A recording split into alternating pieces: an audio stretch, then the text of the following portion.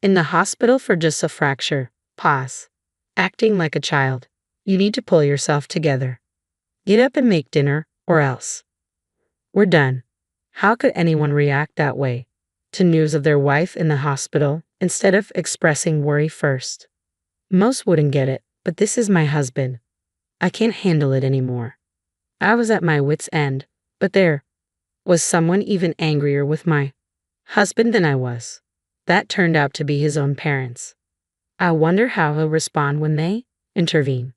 I'm Eileen, 29 years old. I landed a job at a well-regarded company right after finishing college, even though I don't work at the main office. My salary's quite good. My husband Matt is 32. We met at a client's office, and after a few meetings, he took the initiative to swap numbers. He later invited me to dinner, and after dating for a year and a half, we took the plunge when he proposed. Looking me in the eye, he said, I want to spend my life with you. Eileen, will you marry me? I'm happy, but are you sure about us? I want you, Eileen. You're the only one who makes me feel truly happy when we're together, Matt. Thank you. I want to spend my life with you, too. We were showered with blessings at our wedding and pledged to love each other forever. But 2 years later, if asked if love still exists between us, we couldn't confidently say yes. The reason is simple. Matt has changed in these 2 years. It started with something small. Since we got married, he began gradually shifting household responsibilities to me. We had agreed to split chores evenly, since we were both working before we got married. Despite this, Matt had stopped doing his share of chores like cleaning the bathroom and washing the dishes. Initially, he would reluctantly do them when I reminded him, but gradually, he stopped doing them altogether, even when asked. This increased my workload. Over time, extra hours at work piled up, eating into my sleep. Exhausted both mentally and physically, I decided to talk to Matt about it. When I got home, he was already lounging on the couch with a beer in hand. He didn't even acknowledge me. Despite my frustration, I approached calmly. Hey, Matt, there's something we need to discuss. Keeping his eyes fixed on the TV, he replied, What is it? I took the remote from his hand and turned off the TV. Hey, what are you doing? I was watching that. My husband jumped up, raising his voice. I told you I wanted to talk, right? It's important. Please listen. What a bother. So what's this about? I'm not exactly swimming in free time, you know. Free time. You've been glued to the TV and drinking beer. Holding back the urge to yell, I kept my cool and pressed on. Matt, you haven't been pitching in around the house lately, have you? Why not? We agreed to share chores since we both work, didn't we? Isn't it obvious? Doing housework isn't my job. What do you mean? Cleaning the bathroom and doing dishes were your responsibilities, weren't they? Why should I, as a husband, have to do that? Those tasks are for women. Wait, are you serious? You were the one who suggested we split the chores. That was just for show to look like a good husband, isn't it clear? At our wedding, you've even told everyone, I'm so lucky my husband helps around the house. That was the whole point. Haha. So, you're saying you only helped out to improve your image during the wedding? With a smirk, my husband said, Exactly. I was stunned by my husband's words, unable to comprehend such audacity. I'm exhausted from working late too. After getting home later than you, how could you say something like that to me? Just a reminder, you're not exactly a beauty queen, okay? What? Why are you bringing this up now? What does my appearance have to do with this discussion? Someone as ordinary as me should be grateful to have married someone like you, and you're complaining about simple chores. Know your place. Matt, my husband, shouted and turned on the TV without waiting for my response. He took a sip of his half-empty beer and casually shifted his focus away from me. I couldn't believe it. I'm working late too, so how could he say such things? No matter how I look at it, that's just wrong. I wanted to say a lot, but speaking up now would only lead to a fight. To calm myself, I went straight to bed after taking a bath that night. Since then, I tried repeatedly to talk to Matt, but was always brushed off. Every attempt at conversation was met with, "Don't tell me what to do," leaving no room for discussion. It seemed Matt avoided me, often leaving the house on his days off. Naturally, he neglected housework, even on my days off, leaving me to handle it all at once. Time passed, and as my job entered a busy period, my overtime hours increased significantly. Then Matt exploded again in anger. "Hey, do you know what time it is? Where's my dinner?" Matt started yelling the moment I returned home after a 3-hour overtime shift. "I told you this morning I'd be working late today, so you should either cook or get takeout." "What? Are you serious? Why do I have to cook? I wouldn't mind takeout, but do we even have money for that?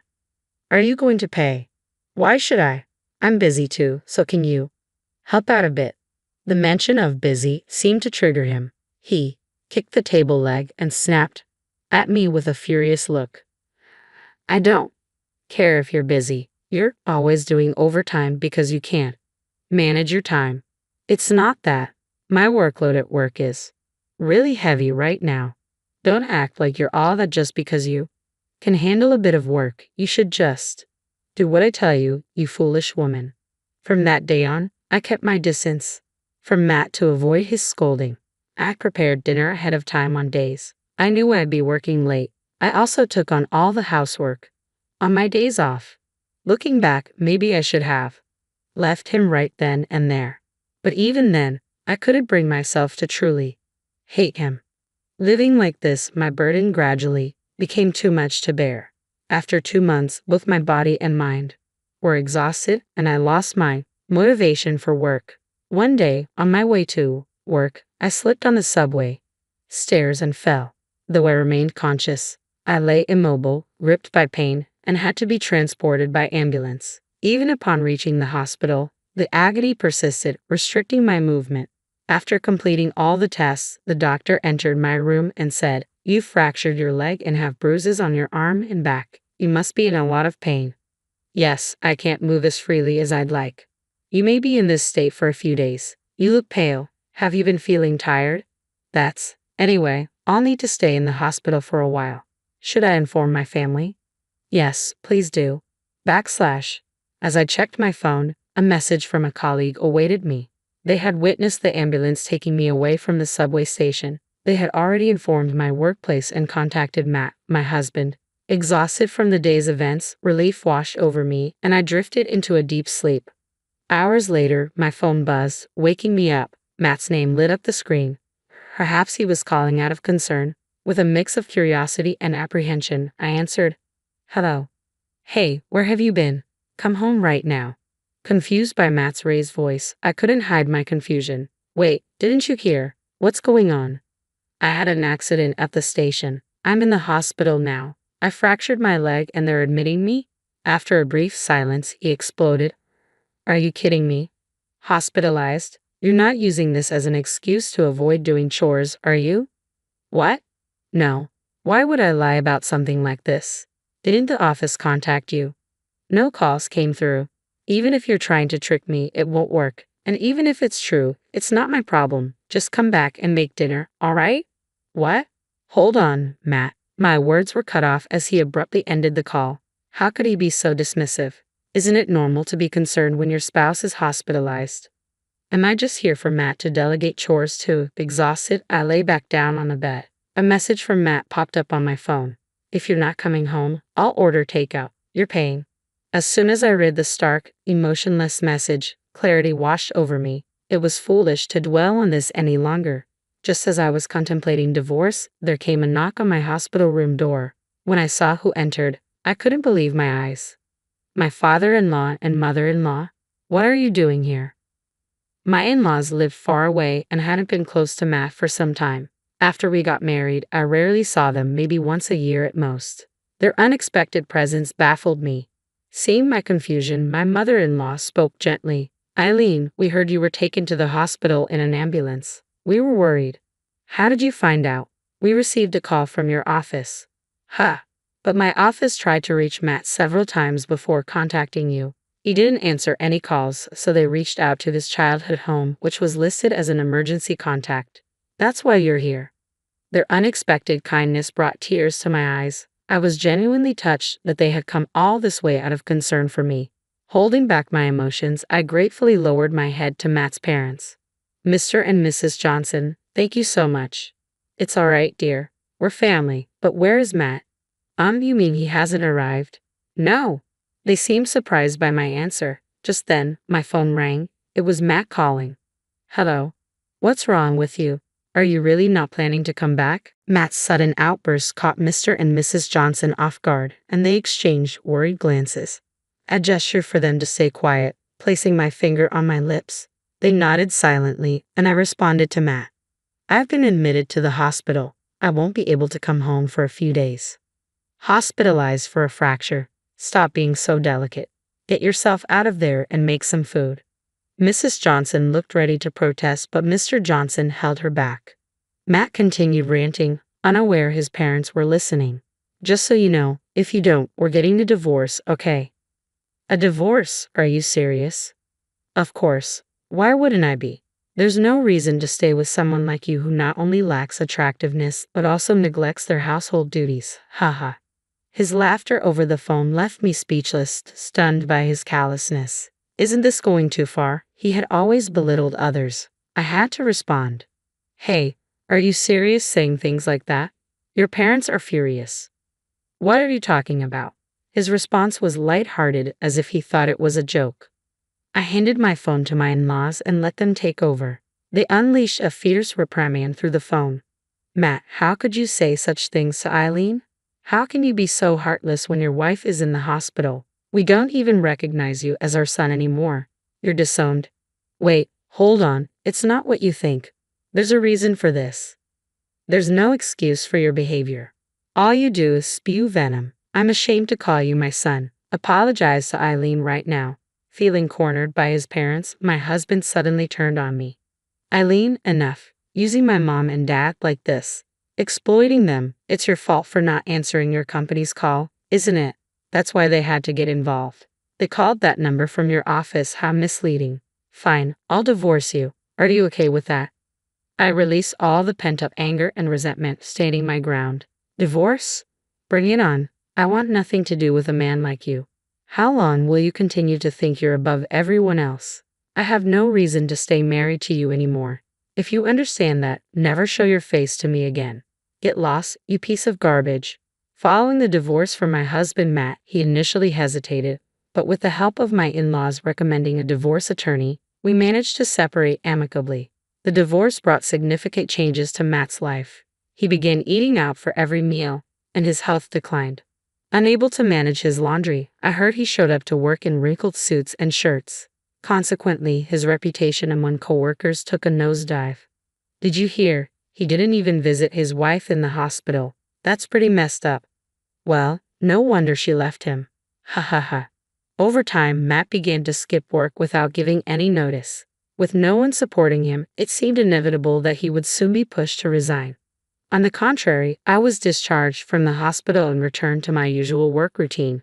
Despite now being divorced, my job kept me occupied, lessening the impact more than I had anticipated. Moving forward, if I have the chance to meet someone new, I'll carefully evaluate them to ensure I find genuine happiness next time. I wiped the flour from my hands, inhaling the sweet aroma of freshly baked cookies wafting through my kitchen.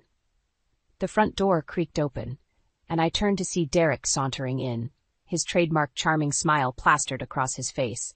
"Hey, darling, smell those cookies, but I have something even sweeter for you," he said, his eyes twinkling with mischief. I couldn't help but smile back, even as a flicker of unease passed through me. There was something off about his expression, a darkness lurking beneath the surface that I couldn't quite place. "Oh, and what might that be?" I asked, trying to keep my tone light. Derek reached into his pocket and pulled out a small velvet box. My heart skipped a beat as he dropped to one knee. "Emma Rowland, will you marry me?" The world seemed to stop. This was everything I'd ever dreamed of, wasn't it? Yet that nagging feeling of doubt persisted. "Derek, I don't know what to say," I stammered. His smile faltered for a moment. Say yes. Of course. We're perfect together, Emma. Think about it. The successful marketing exec and the talented baker. We'll be unstoppable. I hesitated, my hand unconsciously moving to rest on my slightly swollen belly. We'd only known each other for 6 months, and I was already 3 months pregnant. It all felt so fast. What about the baby? I asked softly. Derek's eyes hardened for a split second before his charm offensive kicked back in. That's why this is perfect timing, sweetheart. We'll be a real family. I took a deep breath, pushing my doubts aside. Yes, Derek. Yes, I'll marry you. He slipped the ring on my finger and pulled me into a kiss. It should have been magical, but something felt off. The next few weeks passed in a whirlwind of wedding preparations. I was at my parents' house, discussing flower arrangements with my mother, when my phone buzzed with a text from Derek. Sorry, babe. Late meeting. Don't wait up. I frowned, showing the message to my mom. That's the 3rd time this week, I said. Mom patted my hand. I'm sure he's just busy with work, dear. Planning a wedding and preparing for a baby is a lot of stress. I nodded, not entirely convinced. I guess you're right. Later that evening, I was about to head home when I overheard my parents talking in hushed tones in the kitchen. I don't like it, Marge, my father's gruff voice carried. Something's not right with that Derek fellow. Oh, Harold, you're just being overprotective, Mom replied. Emma's a grown woman. She can make her own choices. But a shotgun wedding? And have you seen the way he looks at her sometimes? Like she's, I don't know, a prize he's won? I backed away, my heart pounding. Was I making a terrible mistake? The day of the wedding arrived all too quickly. As I stood in the bridal suite, adjusting my veil, my best friend Lily burst in, her face pale. Emma, I need to talk to you, she said urgently. Lily, what's wrong? You look like you've seen a ghost. She wrung her hands nervously. I saw Derek outside. He was on the phone, arguing with someone. My stomach dropped. What did you hear? Lily hesitated.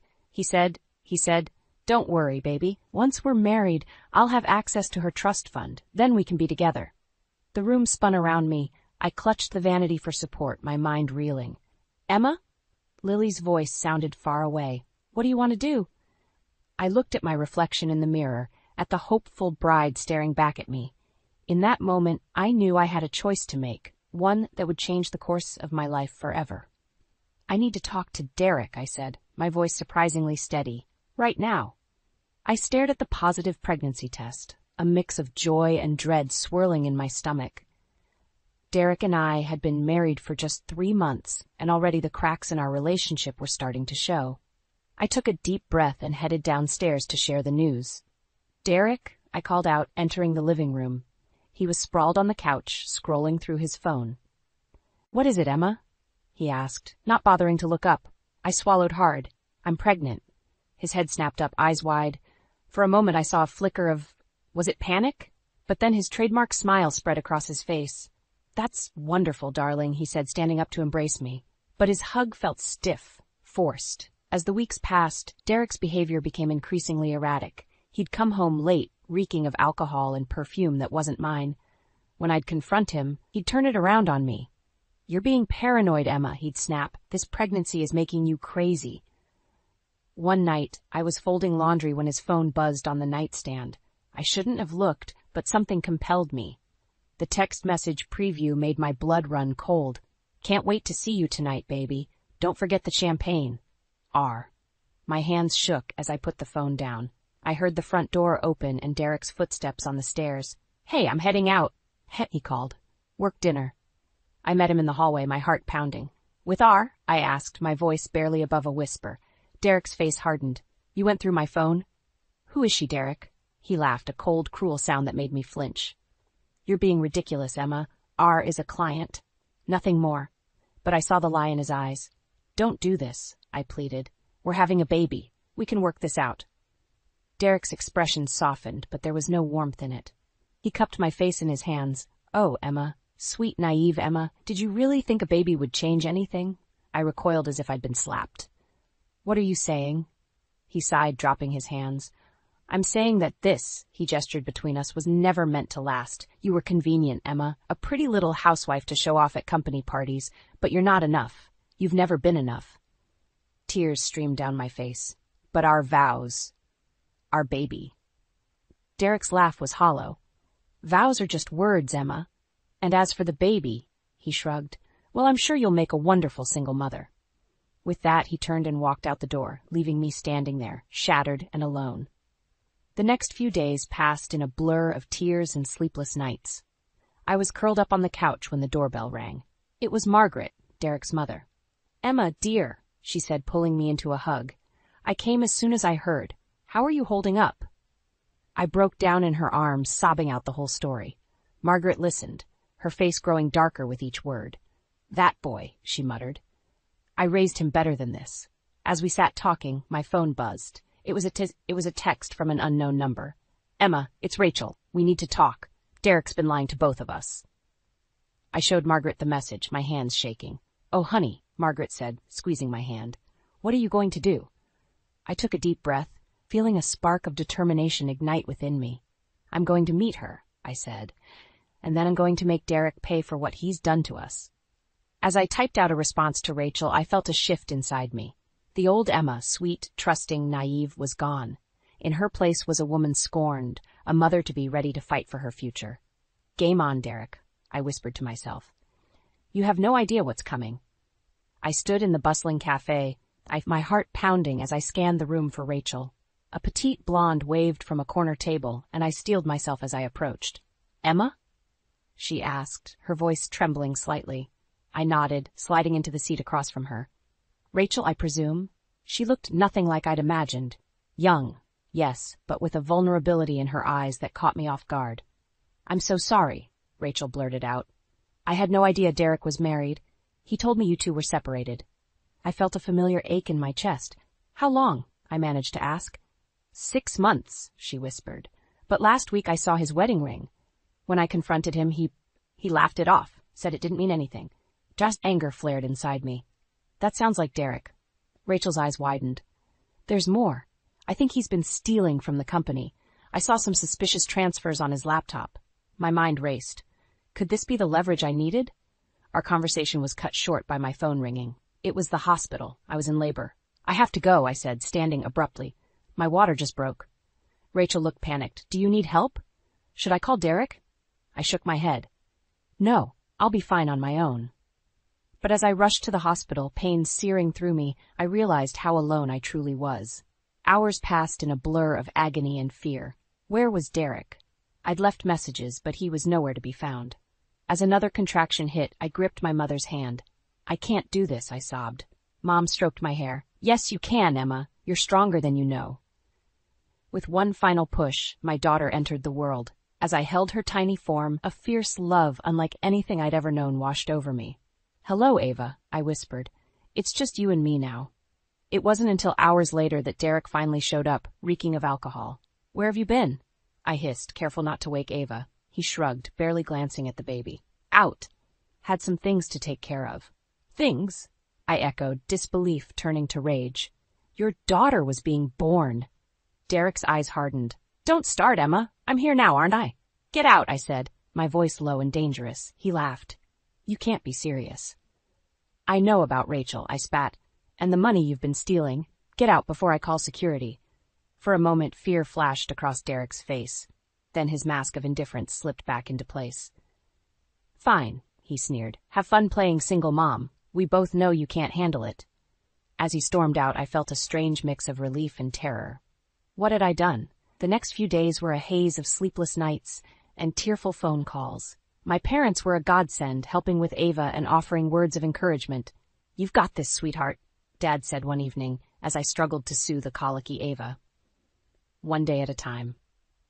A week after bringing Ava home, I received a text from Rachel. Emma, I have proof of Derek's embezzlement. Meet me tomorrow? As I typed my reply, a plan began to form in my mind.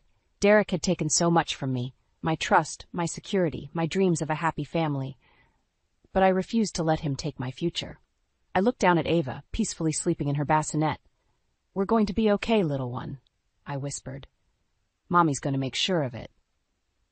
With newfound determination, I began to plot my revenge. Derek had no idea what was coming, but he was about to learn that hell hath no fury like a woman scorned, especially when that woman is a mother protecting her child. The first few months of single motherhood were a blur of sleepless nights and tear-stained onesies. Ava was colicky, and I was a mess. But with each passing day, I found a strength I never knew I had. One particularly rough morning, as I rocked a wailing Ava, my mom appeared at my door with a casserole and a determined look. "Emma, honey," she said, taking Ava from my arms, "you need a break. Go take a shower, I've got this." I hesitated, but the allure of hot water and 5 minutes of peace was too tempting to resist. As I stood under the spray, I felt the weight of the past few months wash over me. I sobbed, letting out all the pain and frustration I'd been holding in. When I emerged, feeling somewhat human again, I found Mom in the kitchen, Ava peacefully sleeping in her arms. "How did you do that?" I asked, amazed. She smiled. "Years of practice, dear. Now sit down. We need to talk about your future." Over the next hour, we hatched a plan.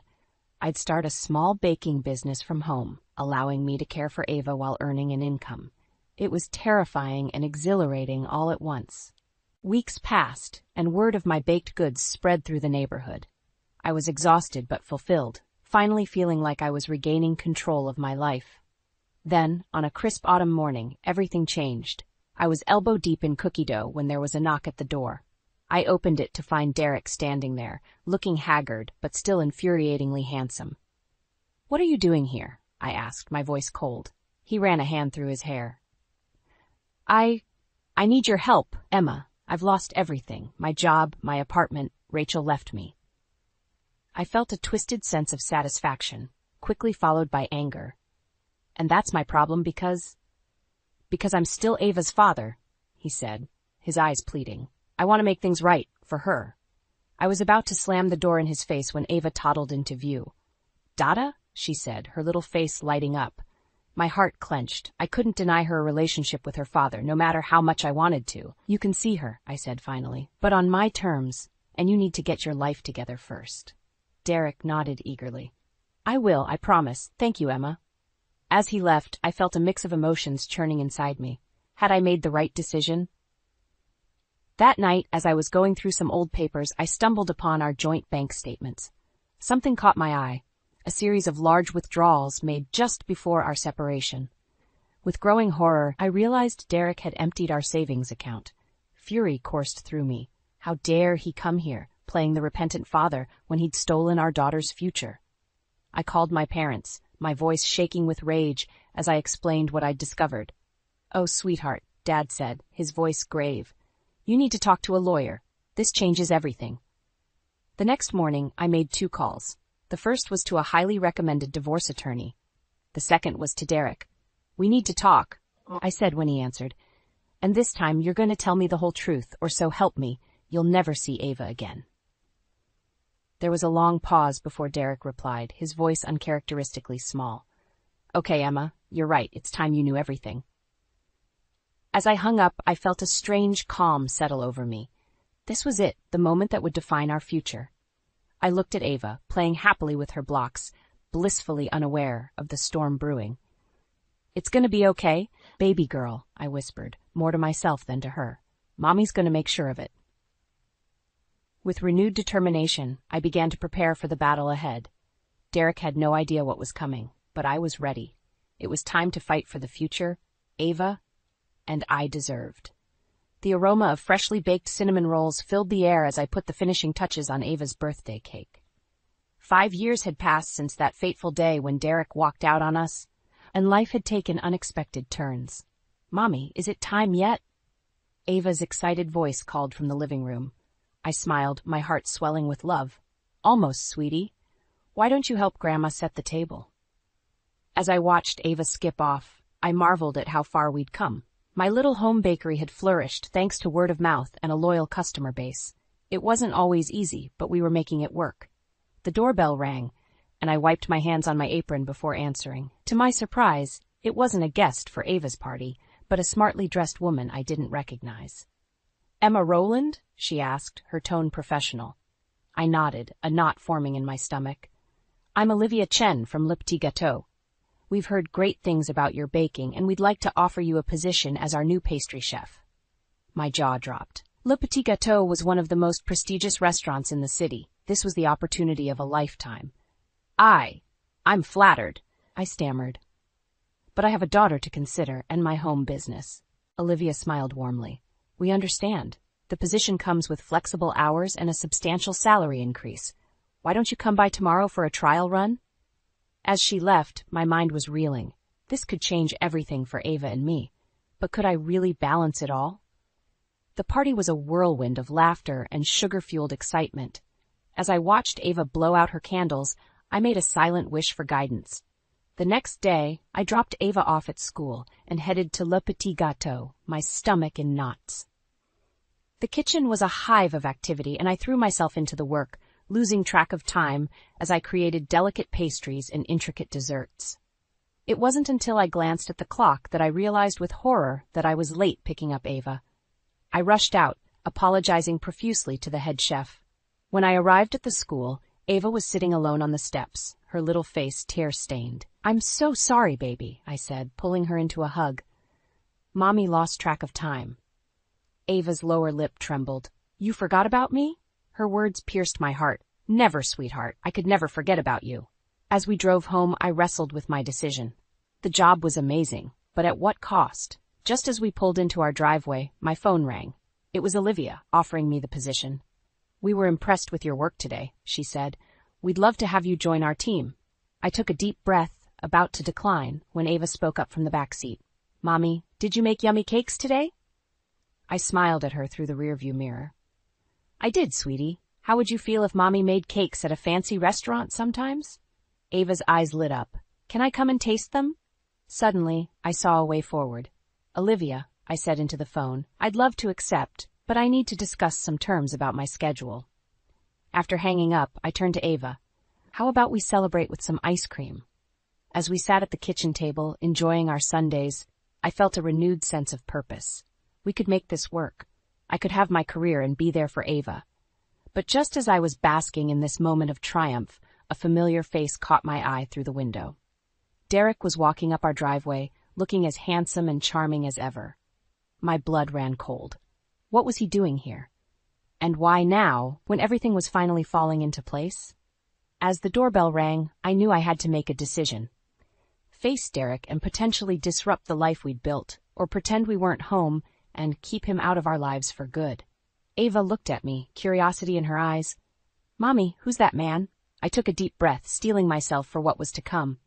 "That, sweetheart, is your father, and it's time we had a long overdue conversation." The aroma of roast turkey filled Margaret's house as I put the finishing touches on my pumpkin pie. Thanksgiving had always been a big deal in the Rowland family, but this year felt different. Tension hung in the air like a thick fog, and I couldn't shake the feeling that everything was about to change. "Emma, dear, could you help me with these plates?" Margaret called from the dining room. As I arranged the china, I caught sight of Derek through the window, pulling up in his flashy sports car. My stomach churned. It had been months since I'd last seen him, and the memory of our encounter at Le Petit Gâteau still burned. "Grandma, look, Daddy's here!" Ava squealed, running to the door. I exchanged a glance with Margaret, whose lips were pressed into a thin line. She knew as well as I did that Derek's presence would complicate things. The moment Derek walked in, the atmosphere shifted. He scooped Ava up, showering her with kisses and presents, while barely acknowledging me or his mother. As we gathered around the table, I could feel the weight of unspoken words pressing down on us. Margaret cleared her throat, her voice strained as she asked us to join hands for grace. That's when I saw a flash of red on Derek's collar. Lipstick. My heart raced as I remembered Rachel, the young woman I'd seen him with at the restaurant. Throughout the meal, Derek regaled everyone with tales of his business successes, carefully omitting any mention of his personal life. But I couldn't stay silent any longer. The truth was clawing its way up my throat, demanding to be heard. "So, Derek," I said, my voice steadier than I felt, "how's Rachel doing these days?" The table fell silent. Derek's fork clattered against his plate. I don't know what you're talking about," he stammered, but the panic in his eyes told a different story. "Oh, I think you do," I pressed on, fueled by years of pent-up anger. "I saw you with her at Le Petit Gâteau. You looked quite cozy." Margaret gasped, her eyes darting between Derek and me. "Son, what is she talking about?" And just like that, the dam broke.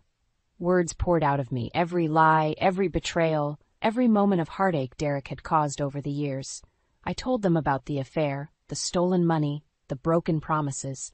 Derek's face contorted with rage. "You don't know what you're talking about," he shouted, slamming his fist on the table. "I've always provided for Ava." "Provided?" I laughed bitterly. "You mean the child support checks that bounce half the time? Or the promises to show up that you never keep?" Margaret's face had gone pale. "Derek, is this true? Have you been lying to all of us?" For a moment I saw a flicker of shame cross Derek's face, but it was quickly replaced by his usual charm offensive.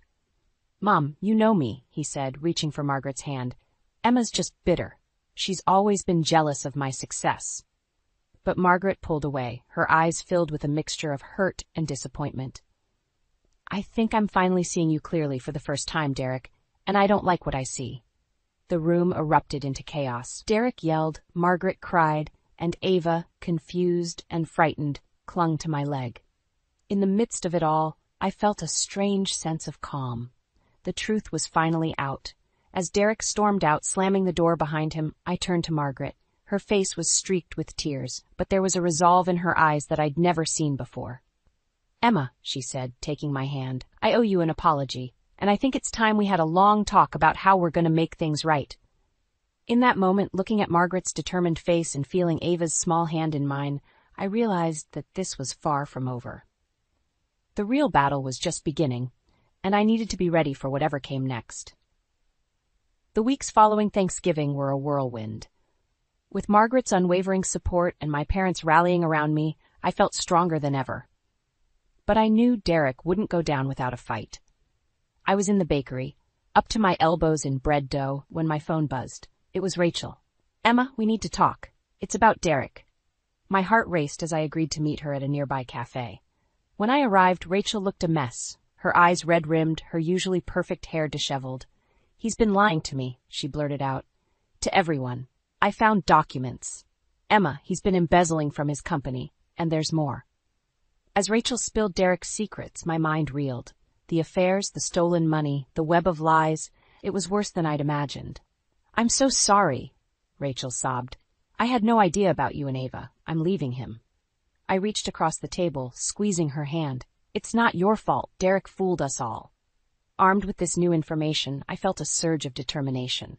It was time to end Derek's games once and for all. But Derek had one last card to play. The next morning, as I opened the bakery, he was waiting for me. "Emma," he said, his voice honey-sweet, "we need to talk." I steeled myself, letting him in. "Make it quick, Derek, I have work to do." I did. He paced the kitchen, running his hands through his hair. "I've been thinking about us, about our family. I want to make things right." I laughed bitterly. "Right? After everything you've done?"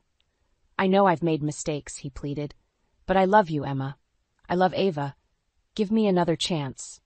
For a moment, I saw a flicker of the man I'd fallen in love with, but then I remembered Rachel's words, the years of lies and betrayal. "No, Derek," I said firmly. "It's too late for that." His face darkened. "You don't want to do this, Emma. I can make things very difficult for you." "Are you threatening me?" I asked, my voice steady despite my pounding heart. "I'm just saying, it would be a shame if something happened to your little bakery, or if Ava found out what a vindictive bitch her mother really is." White-hot anger surged through me. "Get out," I hissed. "Now." As Derek turned to leave, a small voice piped up from the doorway. "Mommy? Why is Daddy being mean?" Ava stood there, her eyes wide with confusion and fear. Derek's face paled. "Sweetheart, it's not what you think," he stammered.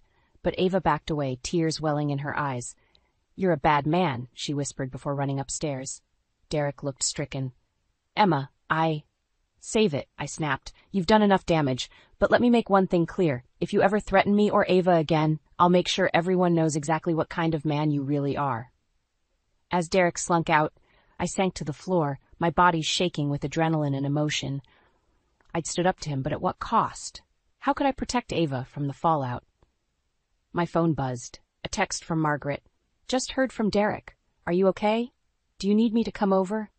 I was about to reply when I noticed something odd. The safe where I kept the bakery's cash was ajar.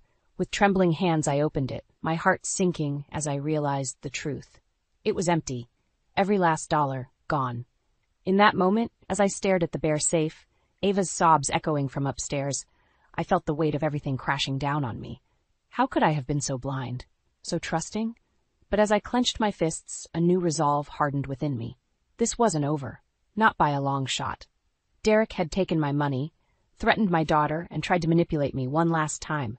Now, it was my turn to fight back, and this time, I wouldn't stop until justice was served. The morning sun streamed through the bakery windows as I surveyed the empty shelves. Derek's theft had left me with nothing, but I refused to let it break me. I had one last card to play. "Are you sure about this, Emma?" Margaret asked, her voice laced with concern.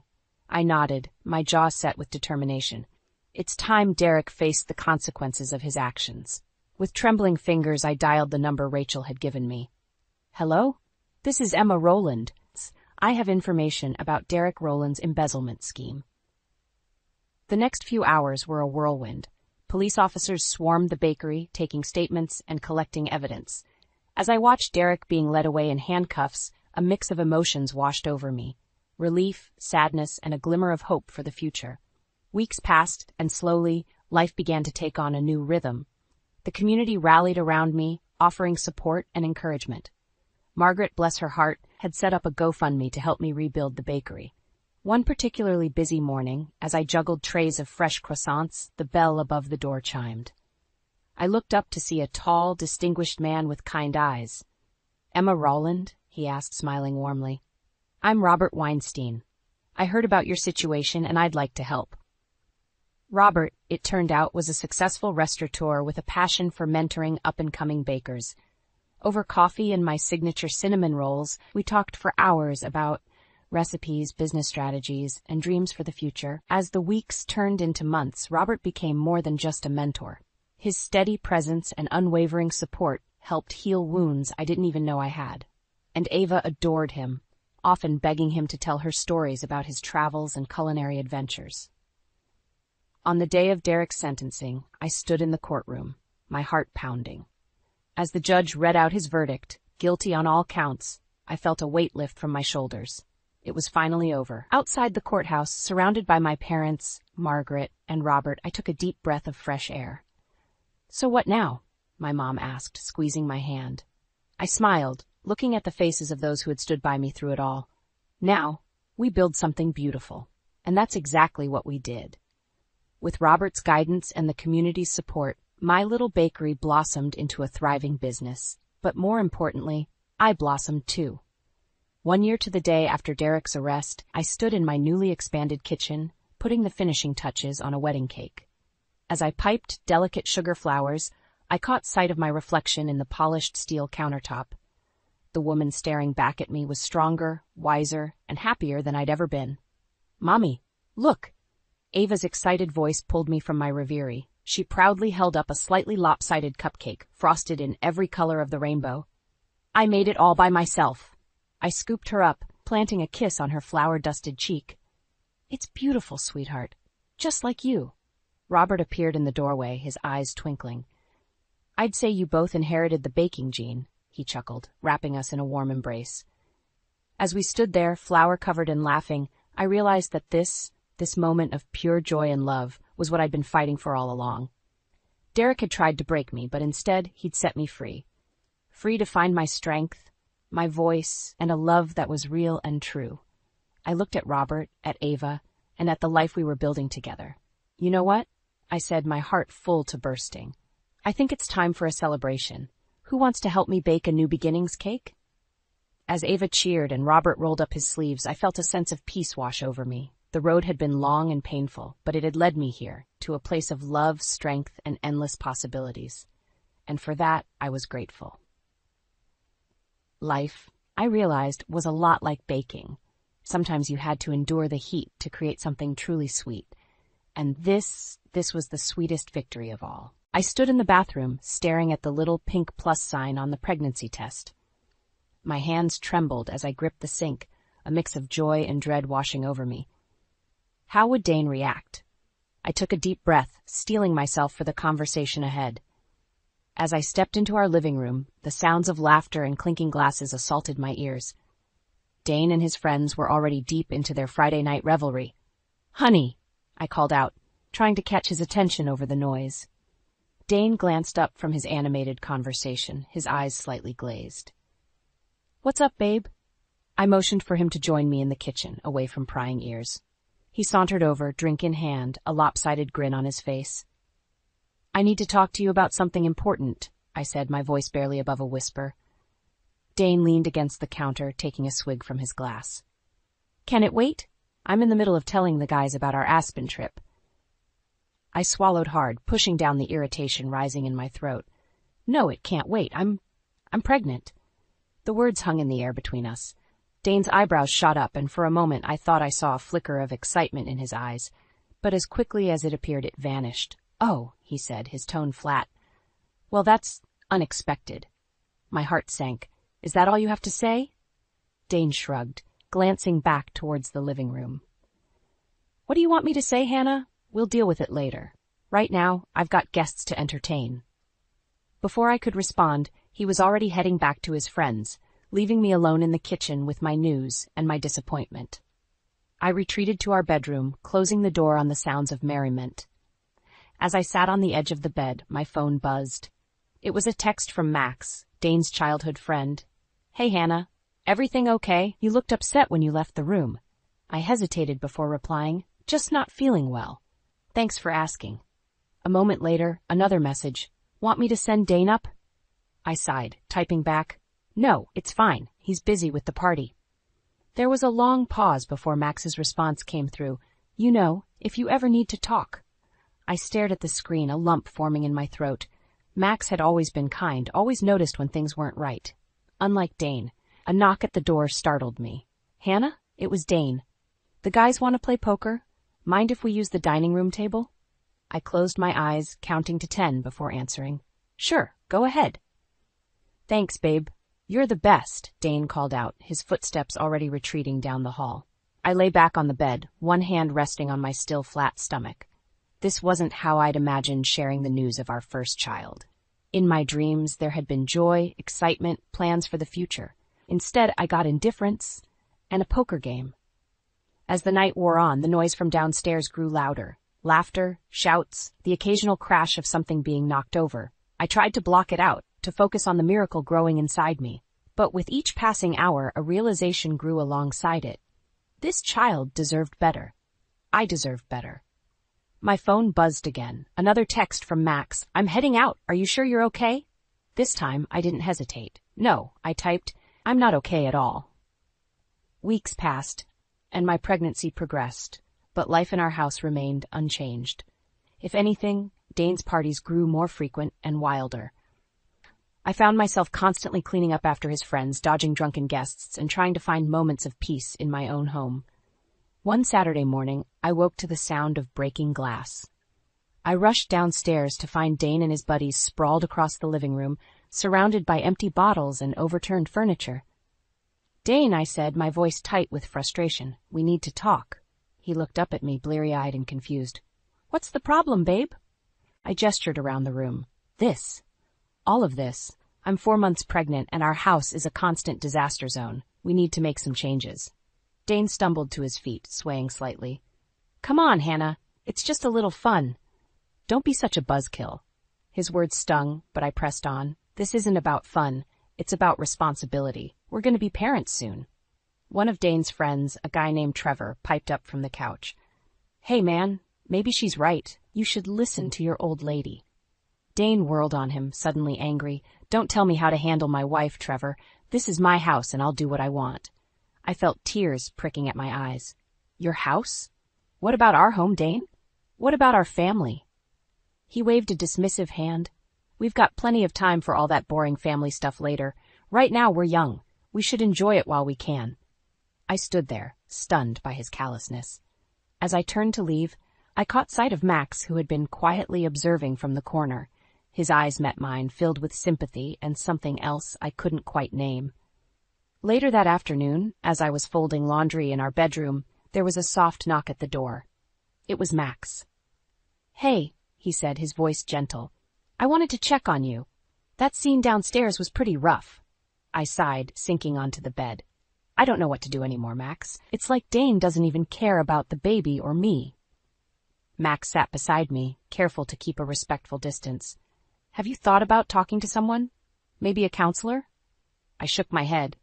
Dane would never agree to that. He doesn't think there's a problem. What about for yourself then? Max suggested. You need support, Hannah. This isn't healthy for you or the baby. As I considered his words, we heard a commotion from downstairs. Dane's voice rang out, loud and slurred. Hey, everyone, who's up for a pool party? I groaned, burying my face in my hands. I can't do this anymore, Max. I just can't.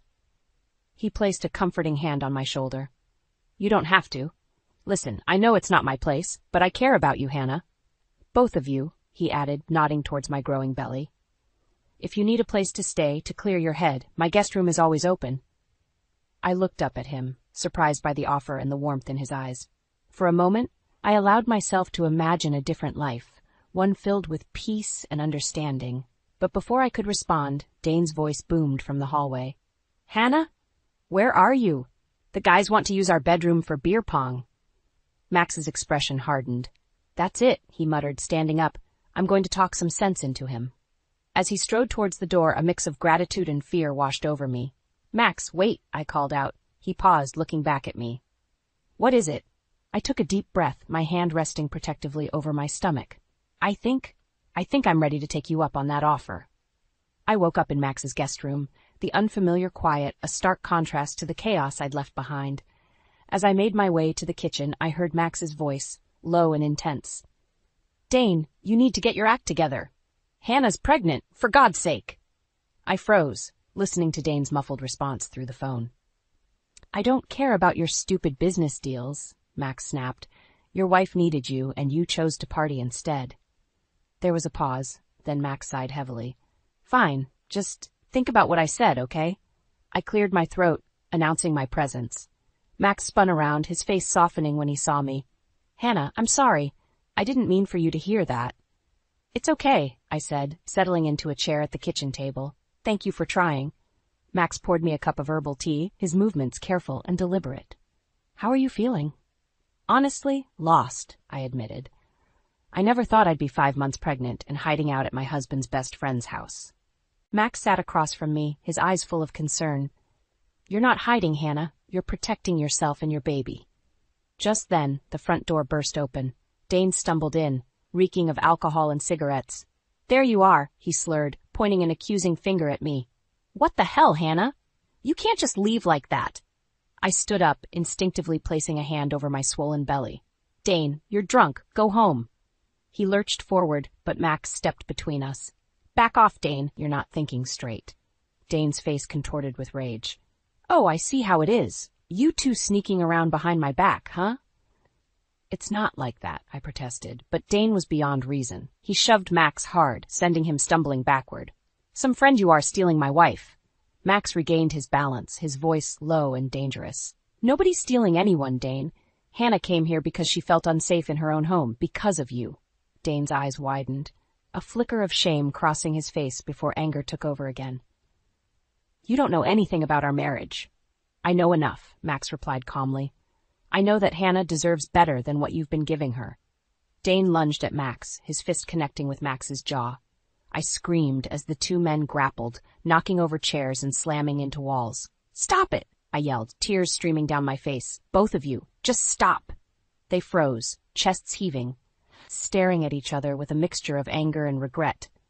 This is exactly why I left, I said, my voice shaking. I can't live like this anymore, Dane. I won't bring our child into this chaos. Dane's shoulders slumped, the fight draining out of him. Hannah, I'm sorry. I'll do better, I promise. I shook my head, years of disappointment and broken promises weighing heavily on me. It's too late for that, Dane. I need more than empty words. Max touched his split lip gingerly, watching us with a guarded expression. What do you want to do, Hannah? I took a deep breath, feeling the baby kick as if in encouragement. I want a divorce. The words hung in the air, heavy with finality. Dane's face crumpled, a mix of shock and despair. You can't mean that, he whispered. We're having a baby. Yes, we are, I said, my resolve strengthening. And that's why I have to do this. Our child deserves better than what we've become. As Dane stumbled out, defeated and dazed, I turned to Max. His eyes met mine, filled with a complex mixture of emotions. What now? He asked softly. I squared my shoulders, feeling a strange sense of calm wash over me. Now, I start over, for me and for my baby. The weeks following my decision to divorce Dane were a whirlwind of emotions and practical challenges. I'd moved back into our house, while Dane stayed with a friend. The silence was both a relief and a reminder of how much had changed. One afternoon, as I sorted through our shared belongings, my phone buzzed with a text from Max. "How are you holding up? Need any help?" I smiled, grateful for his constant support. "I'm okay. Just packing up memories." "Want some company? I can bring coffee and a sympathetic ear." I hesitated, then replied, "That would be nice, thanks." An hour later, Max arrived, 2 steaming cups in hand. As we sat on the living room floor, surrounded by boxes, I felt a wave of gratitude wash over me. "I don't know how I would have gotten through this without you, Max," I said softly. He smiled, his eyes warm. "You're stronger than you think, Hannah. You would have found a way." As we talked, I found myself opening up about my fears and hopes for the future. Max listened intently, offering gentle advice and reassurance. "You know," he said, "being a single parent isn't easy, but it's not impossible. Look at me and Sarah. We manage." I nodded, thinking of Max's adorable 5-year-old daughter. "You're an amazing father, Max. I hope I can be half as good a mother." He reached out, squeezing my hand. "You will be, I have no doubt." The moment was interrupted by the sound of a key in the lock. Dane burst in, his eyes wild and bloodshot. "What the hell is this?" he shouted, glaring at our joined hands. I jumped to my feet, heart racing. "Dane, it's not what you think. Max was just helping me pack." Dane sneered, his words slurring slightly. "Oh, I'm sure he was very helpful. Is this why you want a divorce? So you can shack up with my best friend?" Max stood, placing himself between us. "That's enough, Dane. You're drunk and upset. Why don't you go cool off?" Dane lunged forward, shoving Max hard. "Don't tell me what to do in my own house." I stepped back, fear coursing through me. "Dane, please, think about the baby. You're scaring me." His face contorted with rage. "The baby? How do I even know it's mine? Maybe you've been fooling around with Max this whole time." The accusation hit me like a physical blow. "How dare you?" I whispered, tears stinging my eyes. Max's voice was low and dangerous. "You need to leave, Dane. Now." Dane laughed bitterly. "Oh, that's rich. You want me to leave so you can comfort my wife? Fine. You know what? You two deserve each other. Hannah, you want to sleep in the kitchen to make room for your new boyfriend?" The cruel words hung in the air, a reminder of all the times Dane had dismissed my feelings and needs. In that moment, something inside me snapped. "Get out," I said, my voice surprisingly steady. "Get out of this house and don't come back until you're sober and ready to act like a decent human being." Dane's eyes widened, shocked by my forceful tone. He opened his mouth to argue, but Max stepped forward, his presence imposing. "You heard her, Dane. Leave. Now." For a tense moment, I thought Dane might lash out again, but then his shoulders slumped and he turned away, slamming the door behind him. As the adrenaline faded, I sank onto the couch, shaking. Max sat beside me, careful not to touch me. "Are you okay?" he asked gently. I nodded, then shook my head, then burst into tears.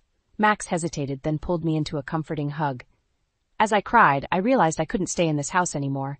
It held too many painful memories, too much of Dane's presence. "Max," I said, pulling away and wiping my eyes, "I need to ask you something important." He looked at me, concern etched on his face. "Anything, Hannah." I took a deep breath. "Do you still have that spare room available?" I sat in Max's guest room, staring at my phone. The number for Dane's Aunt Joan glowed on the screen, my thumb hovering over the call button. I hadn't spoken to her in years, not since Dane had cut ties with her after a heated argument. But I needed her strength now more than ever. Taking a deep breath, I pressed call. "Hello?" Joan's familiar gravelly voice answered. "It's Hannah. I need your help." There was a pause, then, "Hannah, dear, what's wrong?" The dam broke. I poured out everything, the pregnancy, Dane's indifference, the constant parties, and now the impending divorce.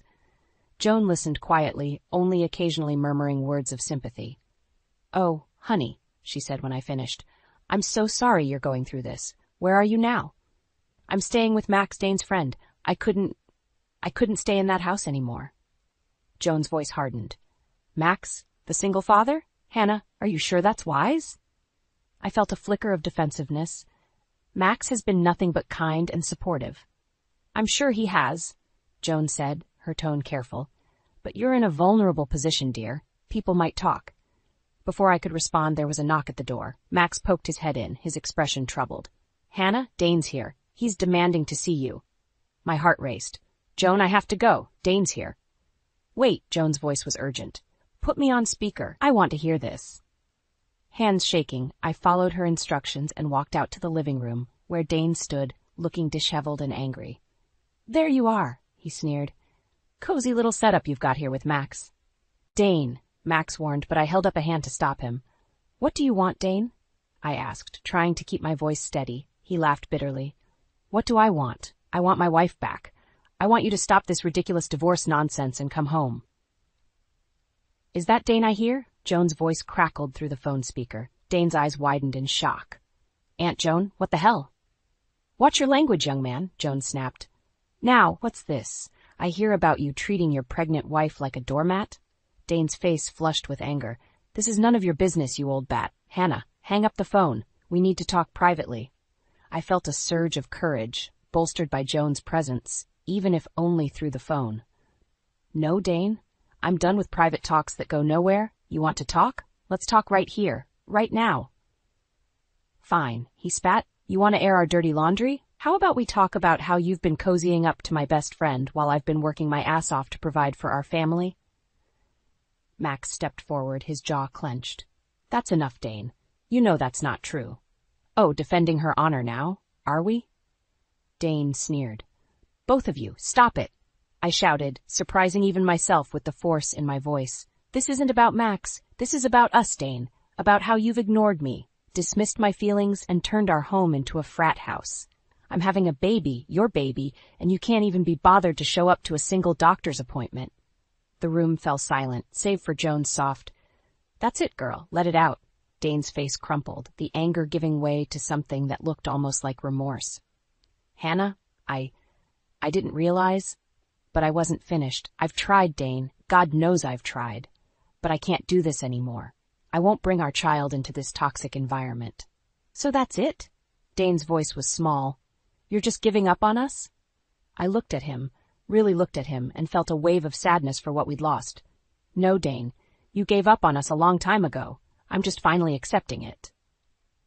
As Dane stumbled out, defeated, I turned to Max, who was watching me with a mix of concern and admiration. Hannah, Joan's voice came through the phone, I think it's time you came to stay with me for a while. What do you say? I looked around at Max's cozy home, then down at my swollen belly. It was time for a fresh start, away from all of this. Yes, I said, feeling a weight lift from my shoulders. I think that's exactly what I need. I stood on Joan's porch, my heart pounding as I watched Dane's car pull up. It had been 2 weeks since I'd moved in with his aunt, and he'd finally agreed to meet. As he stepped out of the car, I noticed how disheveled he looked. A far cry from his usual polished appearance. Hannah, he said, his voice hoarse, can we talk? Before I could respond, Joan appeared beside me, her presence both comforting and formidable. You can talk right here, Dane. I think we've all had enough of your private conversations. Dane's jaw clenched, but he nodded. Fine. Hannah, I'm sorry. I've been a terrible husband. I want to make things right. I felt a flicker of hope, quickly extinguished by the memory of countless broken promises. How, Dane? How can you possibly make this right? He ran a hand through his unkempt hair. I've stopped drinking. I'm seeing a therapist. I want to be there for you and the baby. Please, just give me another chance. I wavered, torn between my lingering feelings for him and the pain he'd caused. Joan, sensing my hesitation, stepped forward. That's all well and good, Dane, but actions speak louder than words. Why don't you come inside and we can discuss this like adults? As we settled in Joan's living room, the tension was palpable. Dane kept glancing at me, his eyes pleading. Just as Joan was about to speak, the front door burst open. Party's here. A group of Dane's friends stumbled in, clearly drunk. My heart sank as I recognized Trevor, the ringleader of Dane's worst behavior. Dane jumped to his feet, his face pale. Guys, what are you doing here? How did you even know where I was? Trevor laughed, waving his phone. GPS tracking, bro. We couldn't let you face the old ball and chain alone, could we? I felt sick. You've been tracking me? Dane shook his head frantically. No, Hannah, it's not like that. I wanted to make sure you were safe. Joan's voice cut through the chaos like a whip. Everyone who wasn't invited needs to leave. Now. Trevor sneered at her. Who's the old lady? Come on, Dane, ditch these buzzkills and let's go have some real fun. I watched Dane holding my breath. This was it, the moment of truth. Would he choose his friends over his family once again? Dane looked at me, then at his friends, his face a mask of indecision. Guys, I can't. Hannah's pregnant. I need to be here. Trevor rolled his eyes. Pregnant? So what? That doesn't mean your life has to end. Come on, man, don't be whipped. Something in me snapped. I stood up, my voice shaking with fury. Get out! All of you. You've ruined my marriage, my home, and now you're trying to ruin the one chance we have to fix things. Leave. Joan stepped forward, her eyes blazing. You heard the lady. Out, before I call the police. As Trevor and the others shuffled out, grumbling, I turned to Dane. If you walk out that door with them, we're done. For good. Dane looked torn, his gaze flicking between me and his retreating friends. Hannah, choose Dane, I said, my hand resting protectively on my swollen belly. Right now, us or them. The silence stretched, agonizing. Then, to my shock and Joan's visible disgust, Dane took a step towards the door. I'm sorry, he whispered. I can't do this. I'm not ready. As the door closed behind him, I felt something inside me break. Tears streamed down my face as Joan wrapped me in a fierce hug. Oh, honey, she murmured. I'm so sorry, but you're better off without him. I nodded, unable to speak through my sobs. As the sound of Dane's car faded into the distance, I realized with startling clarity that this truly was the end. There was no going back now. What do I do now? I whispered, feeling lost and overwhelmed. Joan's voice was steel and velvet. Now, my dear, we fight. For you, for that baby, and for the life you deserve. Are you ready? I took a deep breath, squaring my shoulders. Yes, I said, surprising myself with the strength in my voice. I'm ready. The next morning, I woke with a sense of resolve I hadn't felt in months. Joan was already in the kitchen, nursing a cup of coffee. I'm going back to the house, I announced. I need to get my things and tell Dane it's over. Joan nodded, her eyes sharp. I'm coming with you. As we pulled up to my old home, I felt a mix of dread and determination.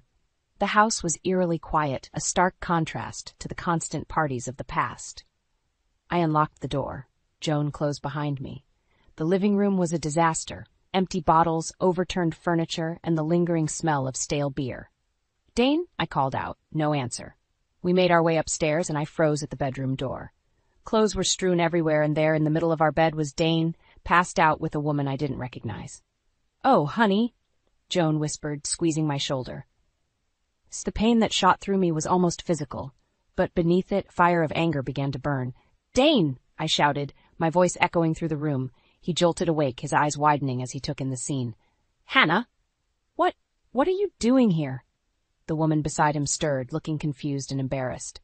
I came to get my things, I said, my voice surprisingly steady, and to tell you it's over. I want a divorce. Dane stumbled out of bed, reaching for his pants. Hannah, wait, this isn't, I can explain. Save it, Joan snapped. I think we've seen all we need to see. As I began gathering my belongings, Dane followed me around the room, pleading and making excuses. The woman quietly slipped out, avoiding eye contact. Hannah, please, Dane begged. I made a mistake. I was drunk. I wasn't thinking. I whirled on him, fury coursing through me. A mistake? You've been making mistakes our entire marriage, Dane. I'm pregnant with your child, and you're out partying and sleeping with other women. I'm sorry, he cried. I'll change. I swear. We can work this out. I shook my head, tears stinging my eyes. No, we can't. It's too late. As I zipped up my suitcase, Dane's demeanor suddenly changed. His eyes hardened and he grabbed my arm. You can't leave me, he hissed.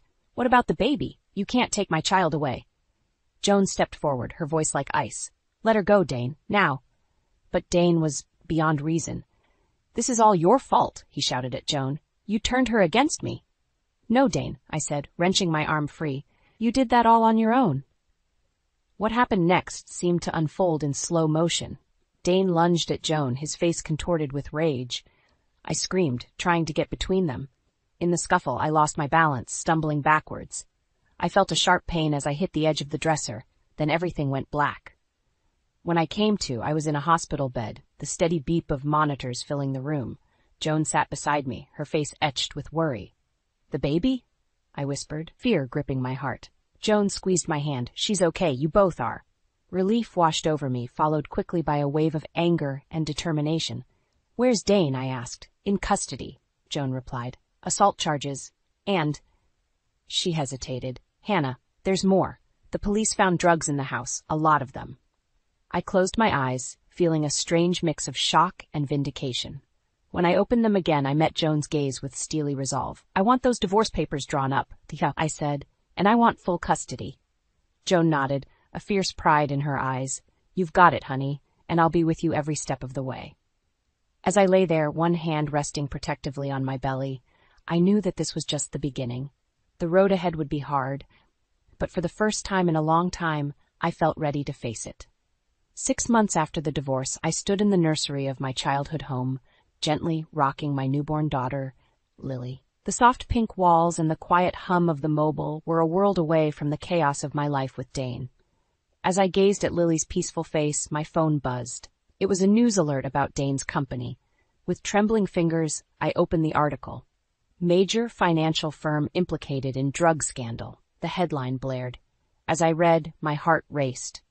Dane and several of his closest friends were being investigated for using the company to launder drug money. The parties, the erratic behavior, the drugs found in our house, it all suddenly made horrifying sense. I sank into the rocking chair, clutching Lily close. A knock at the door startled me. "Hannah?" It was Joan. "Have you seen the news?" I nodded, unable to speak. Joan entered, her face a mix of shock and vindication. "Oh, honey," she said, sitting on the ottoman beside me. "How are you feeling?" I took a deep breath. "Relieved," I admitted, surprising myself. "And free." Joan squeezed my hand. "You're stronger than you know, Hannah. You got out just in time." As we sat in companionable silence, my phone rang again. It was Max. "Hannah, I just heard," he said, his voice filled with concern. "Are you okay?" "I am," I replied, realizing it was true. "How are you holding up? I know Dane was your friend." Max sighed. "The Dane I knew died a long time ago. I'm just glad you and Lily are safe." After we hung up, I looked at Joan. "I need to do something. Can you watch Lily for an hour?" She nodded, understanding in her eyes. I drove to the county jail where Dane was being held. As I sat across from him in the visitation room, I barely recognized the man before me. He looked haggard, defeated. "Hannah," he said, his voice hoarse, "I'm so sorry for everything." I met his gaze steadily. "I'm not here for your apology, Dane.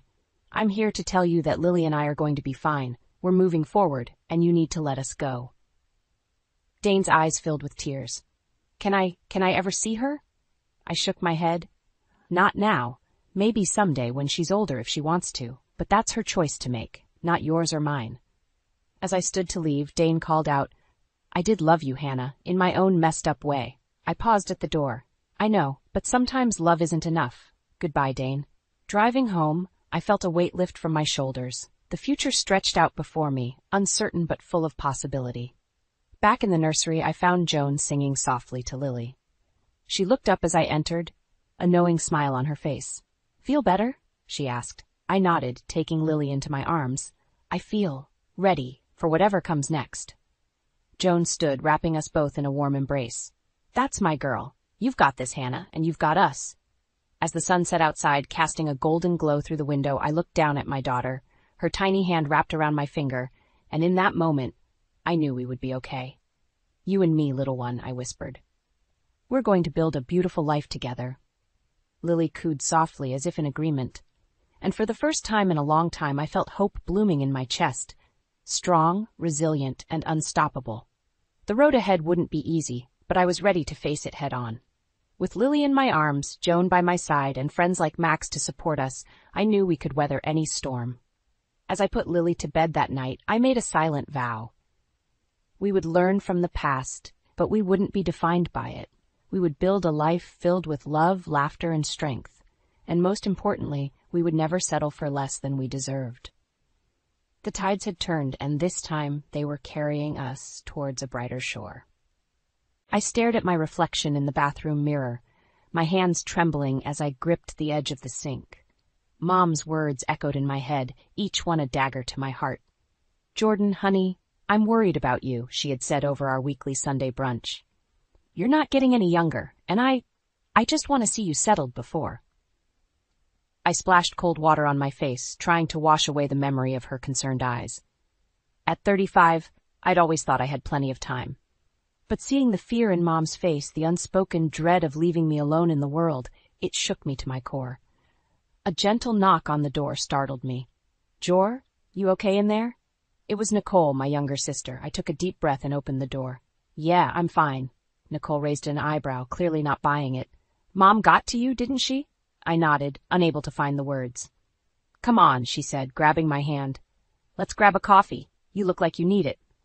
20 minutes later, we were seated at our favorite cafe, steaming lattes in front of us. Nicole leaned forward, her eyes full of understanding. "Look, I know Mom means well, but you can't let her pressure you into something you're not ready for." I sighed, wrapping my hands around the warm mug. "It's not just that, Nick. You should have seen her face. She's scared, and I can't help but feel like I'm letting her down." "You're not letting anyone down," Nicole insisted. "You have a great career, your own place, you're doing just fine. But what if she's right?" I blurted out. "What if I've been so focused on work that I've missed out on finding someone? What if—" "Stop right there," Nicole cut me off. "You haven't missed out on anything. But if you really want to explore your options, why don't we start small?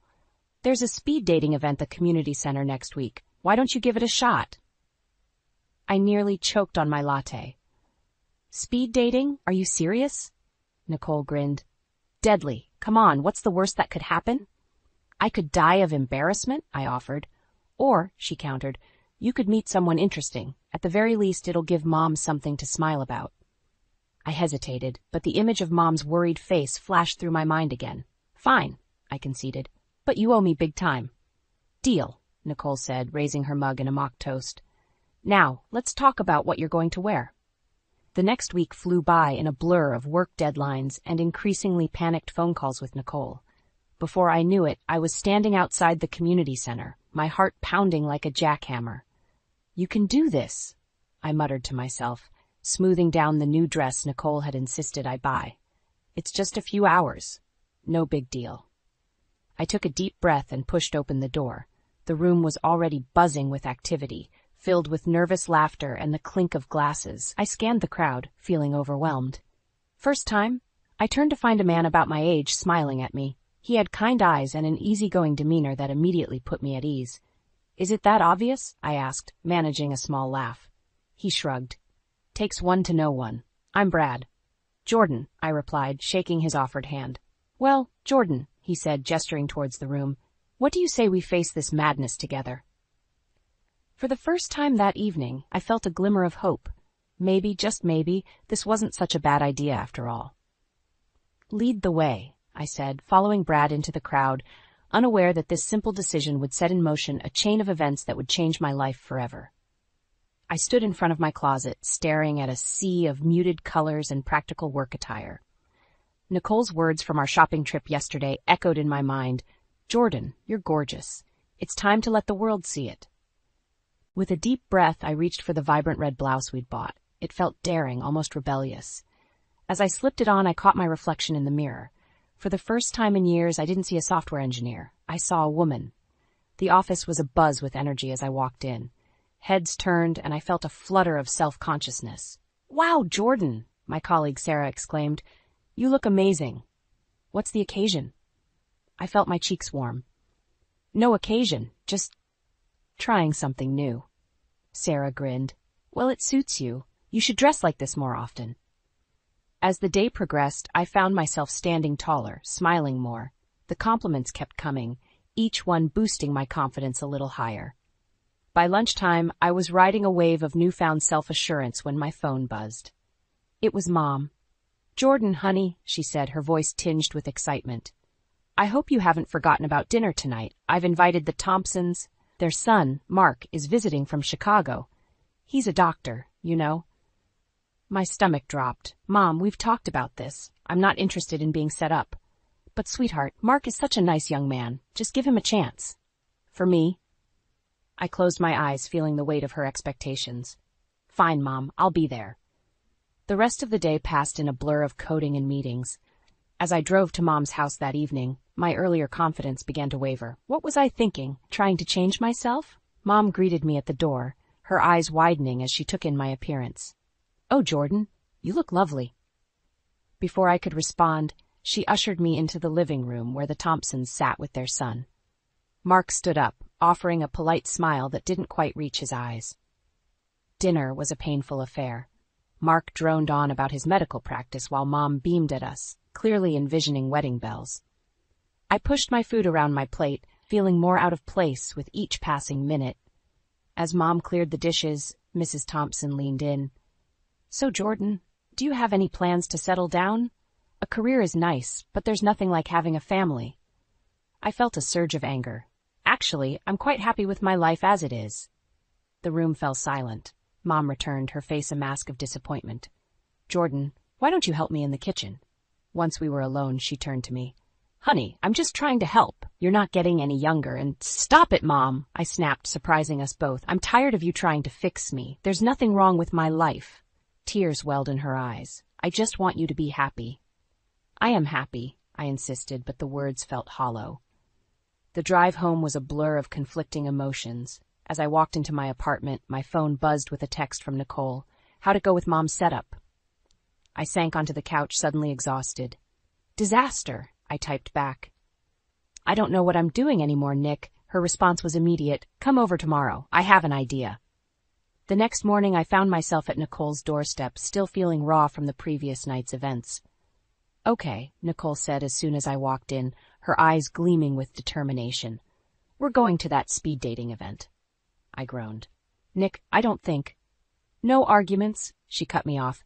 "You tried Mom's way, now we're doing this my way." As I looked at my sister's resolute face, I realized I had a choice to make. I could retreat back into my comfortable, predictable life, or I could take a leap into the unknown. With a mix of trepidation and excitement, I nodded. "All right, let's do it."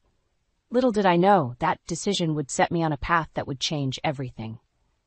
The community center buzzed with nervous energy as I stepped inside, my heart pounding. Nicole gave my hand a reassuring squeeze before disappearing into the crowd. I was on my own. "Ladies and gentlemen, welcome to our speed dating event." The coordinator's voice rang out. "You'll have 5 minutes with each partner. When you hear the bell, move to the next table. Ready? Begin."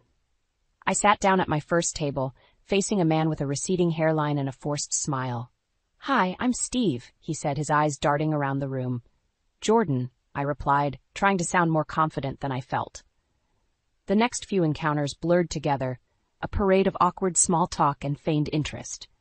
By the 4th round, I was ready to bolt. Then I saw him. He was tall, with kind eyes and a genuine smile that put me at ease instantly. As he sat down, I noticed calluses on his hands, a working man's hands. "I'm Brad," he said, his voice warm and deep. "Jordan," I replied, feeling a flutter in my stomach. "So, Jordan," he leaned in, his eyes twinkling, "what brings a beautiful woman like you to a place like this?" I laughed, surprised by his directness. "Would you believe my sister dragged me here?" Brad grinned. "I'd believe it. My buddy did the same to me. Said I needed to get out there." We fell into easy conversation, discussing our jobs, our families, our dreams. Before I knew it, the bell rang. "Time's up," I said, feeling a pang of disappointment. Brad hesitated, then quickly scribbled something on a napkin. "I know we're supposed to wait until the end, but here's my number. I'd love to continue this conversation over coffee sometime." As he moved to the next table, I clutched the napkin, a mix of excitement and trepidation washing over me. The rest of the event passed in a blur. As soon as it ended, I found Nicole waiting by the door. "Well?" she asked, eyebrows raised. I showed her the napkin. "I met someone." Nicole squealed, drawing curious glances. "Details now." We headed to a nearby cafe where I recounted my meeting with Brad. Nicole listened intently, her eyes sparkling with excitement. "He sounds perfect, Jor," she said. "When are you going to call him?" I hesitated. "I don't know, Nick. What if—" "No what ifs," she cut me off. "You're calling him. Right now." Before I could protest, Nicole had snatched my phone and dialed the number. "It's ringing," she mouthed, handing it back to me. "Hello?" Brad's voice came through the speaker. "Hi, Brad. It's Jordan from the speed dating event." "Jordan, I'm glad you called. I was hoping we could grab that coffee." We made plans for the following evening, and as I hung up, I felt a mix of excitement and terror. The next day, I stood in front of the mirror, scrutinizing my outfit. The red blouse from before felt too bold now. I changed into a soft blue sweater, then back to the red blouse. By the time I settled on an outfit, I was already running late. I rushed to the cafe, my nerves frayed. As I burst through the door, I saw Brad sitting at a corner table, looking up expectantly. Our eyes met, and he smiled that warm smile that had captivated me the night before. "Jordan," he said, standing to greet me. "I was starting to worry you'd changed your mind."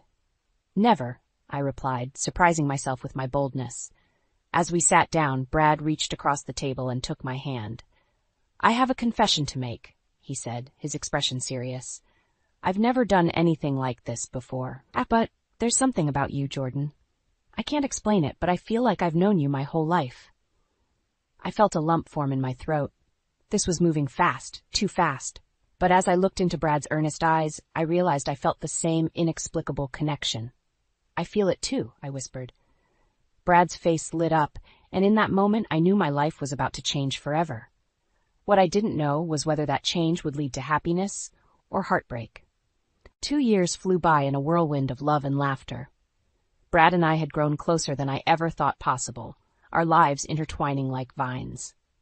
As I stood in front of the mirror on my wedding day, I barely recognized the woman staring back at me. Gone was the hesitant, career-focused Jordan. In her place stood a bride, radiant with joy and hope. "You look beautiful, honey," Mom said, her eyes glistening with tears as she adjusted my veil. I turned to face her, my heart swelling with emotion. "Thank you, Mom, for everything." She pulled me into a tight embrace. "I'm so happy for you, Jordan. Brad is a wonderful man." As we broke apart, a shadow crossed her face. "I just wish his family could be here to share this day." I felt a pang of sadness. Brad's strained relationship with his parents had been a source of tension throughout our engagement. They'd refused to attend the wedding, citing irreconcilable differences with their son's life choices. "We're his family now, Mom," I said, squeezing her hand. "That's all that matters." The ceremony was simple but beautiful. As Brad and I exchanged vows, I felt a sense of completeness I'd never experienced before.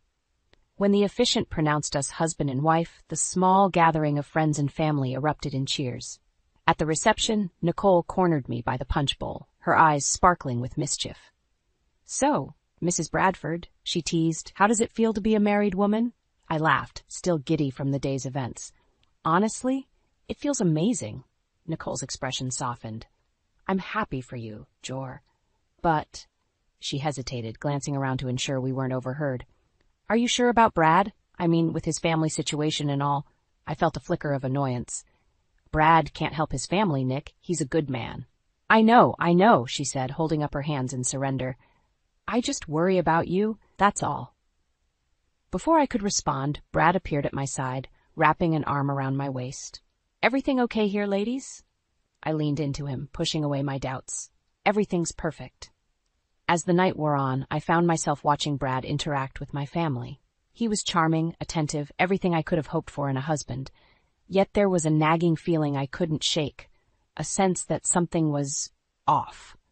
Later, as we slow danced under the twinkling lights, I voiced my concerns. "Brad, are you sure you're okay with all this? With becoming part of my family?" He pulled back slightly, his brow furrowed. "Of course, Jordan. Why wouldn't I be?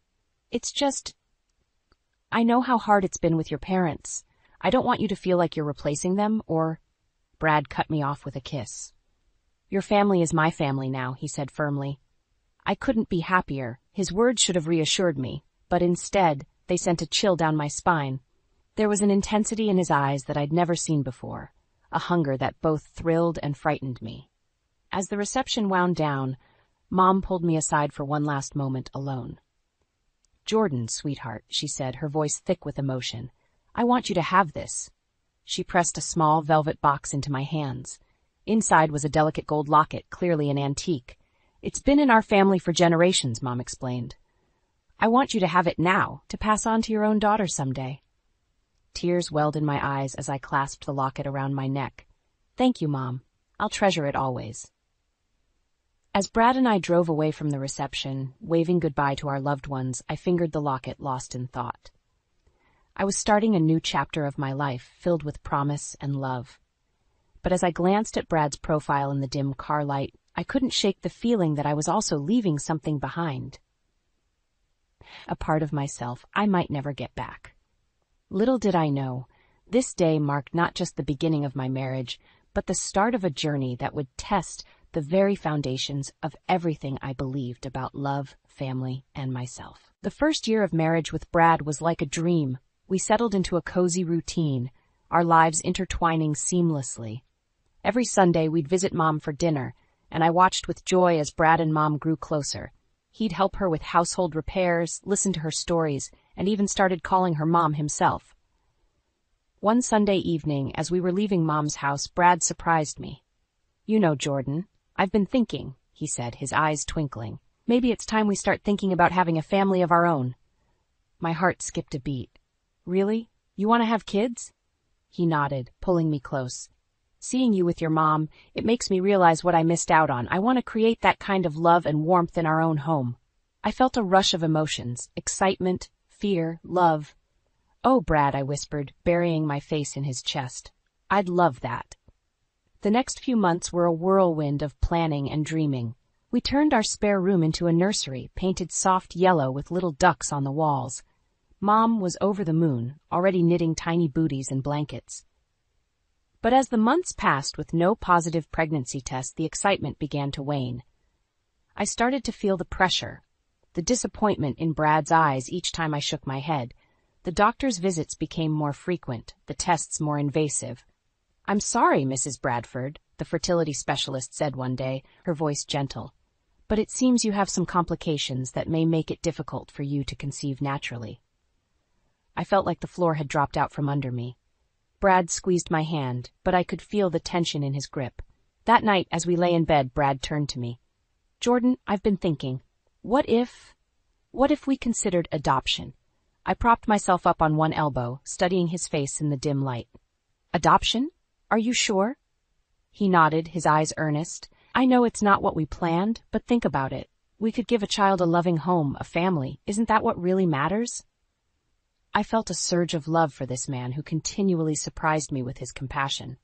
"You're right," I said, leaning in to kiss him. "Let's do it." The adoption process was grueling. Mountains of paperwork, invasive home studies, and endless waiting. But through it all, Brad was my rock. He never wavered, never complained. His dedication only made me love him more. Finally, after what felt like an eternity, we got the call. A baby girl, just 3 months old, needed a home. We rushed to the agency, our hearts pounding with anticipation. The moment they placed her in my arms, I knew. This was our daughter. I looked up at Brad, tears streaming down my face, and saw the same emotion mirrored in his eyes. "She's perfect," he whispered, gently stroking her cheek. We named her Lily, after my grandmother. As we brought her home, I felt a sense of completeness I'd never experienced before. Our little family was whole. The next few weeks were a blur of sleepless nights and endless diaper changes. But through it all, Brad was there, changing diapers, singing lullabies, and making midnight formula runs. One night, as I watched Brad gently rock Lily to sleep, I felt a twinge of unease. He was so perfect, so devoted. It almost seemed too good to be true. "Brad," I said softly, not wanting to wake Lily, "are you really okay with all this? With adopting, I mean. It's not what we originally planned." He looked up at me, his eyes shining with an intensity that took my breath away. "Jordan, this is everything I've ever wanted. You, Lily, our family. I wouldn't change a thing." His words should have reassured me, but instead they sent a chill down my spine. There was something in his voice, a desperation I'd never heard before. As he turned back to Lily, cooing softly, I couldn't shake the feeling that there was more to Brad's devotion than met the eye. Little did I know, this moment of doubt was just the beginning. The foundation of our perfect life was about to be shaken to its core, and I would soon face a decision that would change everything. The call came at 3 a.m., jolting me from a fitful sleep. Mom's neighbor, Mrs. Caldwell, her voice trembling, told me Mom had collapsed. By the time Brad and I reached the hospital, Mom was already in the ICU. "Stroke," the doctor said, his face grim. "The next 24 hours are critical." I felt the world tilt beneath my feet. Brad's arm around my waist was the only thing keeping me upright. "She'll pull through," he whispered. "Your mom's a fighter." But as the hours ticked by, hope dwindled. Mom's condition deteriorated rapidly. By nightfall, the doctor's expression had changed from grim to defeated. "I'm sorry," he said softly. "There's nothing more we can do." The words hit me like a physical blow. I crumpled into Brad's arms, my body racked with sobs.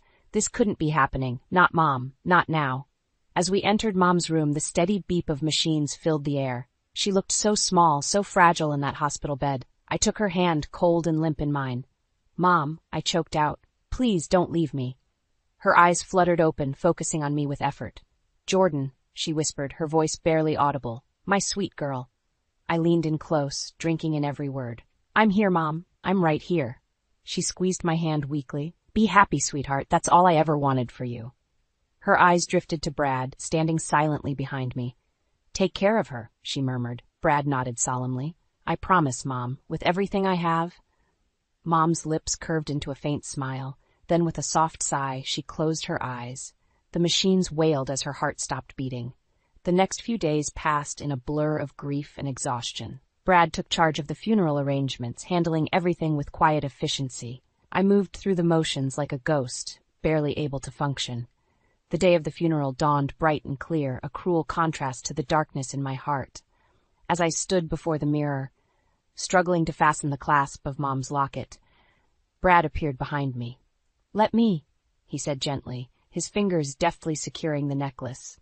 I met his eyes in the reflection. "I don't know how to do this," I whispered. "How to live without her." Brad turned me to face him, his hands on my shoulders. "You're not alone, Jordan. I'm here. We'll get through this together." At the cemetery, I clutched Brad's hand like a lifeline as they lowered Mom's casket into the ground. Nicole stood on my other side, her daughter Maya pressed close to her leg. As people began to disperse, Brad squeezed my hand. "I'll give you a moment alone," he said, moving away. I knelt by the fresh mound of earth, tears streaming down my face. "I'm sorry, Mom," I whispered. "I'm sorry I didn't spend more time with you. I'm sorry for all the things I never said." A hand on my shoulder startled me. I looked up to see Nicole, her eyes red-rimmed but determined. "She knew, Jor," she said softly. "Mom knew how much you loved her." As we walked back to the car, I noticed Brad deep in conversation with the funeral director. Their hushed tones and serious expressions sent a chill down my spine. "Everything okay?" I asked as Brad rejoined us. He nodded, a bit too quickly, just finalizing some details. That night, as I lay sleepless in bed, I heard Brad's voice from downstairs. He was on the phone, speaking in low, urgent tones. "Need to move quickly." I caught snippets of his conversation. "Before she suspects anything." My heart began to race. What was Brad up to? And why did I have the sinking feeling it had something to do with Mom's death? As I lay there, my mind spinning with questions and suspicions, I realized that my grief was slowly giving way to something else. A determination to uncover the truth, no matter the cost. Little did I know, the path I was about to embark on would shatter everything I thought I knew about my life, my marriage, and the man I had chosen to spend my life with. The weeks following Mom's funeral were a blur of grief and paperwork. Brad had been my rock, handling everything from the estate lawyers to the endless stream of well-wishers. But as the fog of sorrow began to lift, I noticed something off about his behavior. It started with little things. Hushed phone calls that abruptly ended when I entered the room, furtive glances at his phone during dinner. But it was the day I caught him rifling through Mom's old files that my suspicions crystallized into something more sinister. "What are you doing?" I asked, my voice sharper than I intended. Brad jumped, guilt flashing across his face before he smoothed it into a sympathetic smile. "Just organizing some papers for the lawyer, honey. Don't worry about it." But I did worry. That night, I lay awake, my mind racing. When Brad's phone buzzed with a late-night text, I made a decision that would change everything. The next morning, I waited until Brad left for work before sneaking into his home office. My hands shook as I booted up his computer, feeling like a thief in my own home. It didn't take long to find what I was looking for. A series of emails with a local real estate appraiser. My blood ran cold as I read the messages. Brad had been secretly getting Mom's house appraised. But why? We had agreed to keep it in the family, a place for Nicole and her daughter to live. Suddenly, a noise from downstairs made me jump. Brad's voice called out, "Jordan, you home?" Panic surged through me. I quickly closed the emails and shut down the computer, my heart pounding so loud I was sure Brad would hear it. Up here, I called back, trying to keep my voice steady. Just tidying up a bit. That evening, over a dinner I could barely stomach, I decided to confront him. Brad, I began, setting down my fork. I need to ask you something. He looked up, his expression guarded. What is it, honey? Why did you have Mom's house appraised? The color drained from his face. For a moment, he looked like a deer caught in headlights. Then his features hardened. How did you find out about that? It doesn't matter, I said, my voice trembling. What matters is why you did it behind my back. Brad's jaw clenched. I was trying to protect you, Jordan. We need to think about our future, about Lily's future. That house is worth a lot of money. Protect me? I echoed, disbelief coloring my tone. By going behind my back? By betraying my trust? Don't be so dramatic, Brad snapped. It's just business. Your mother would have wanted us to be financially secure. His words hit me like a physical blow. My mother would have wanted us to honor her wishes, I shot back. She wanted that house to stay in the family, for Nicole and Maya. Brad's eyes flashed with anger. And what about our family? What about Lily? Don't we deserve a better life? Not at the expense of my sister and niece, I shouted, rising from my chair. God, Brad, I don't even recognize you anymore. What happened to the man I married? He grew up, Brad snarled. He realized that in this world you have to look out for yourself. As we glared at each other across the dinner table, I felt something inside me break. This wasn't the man I had fallen in love with.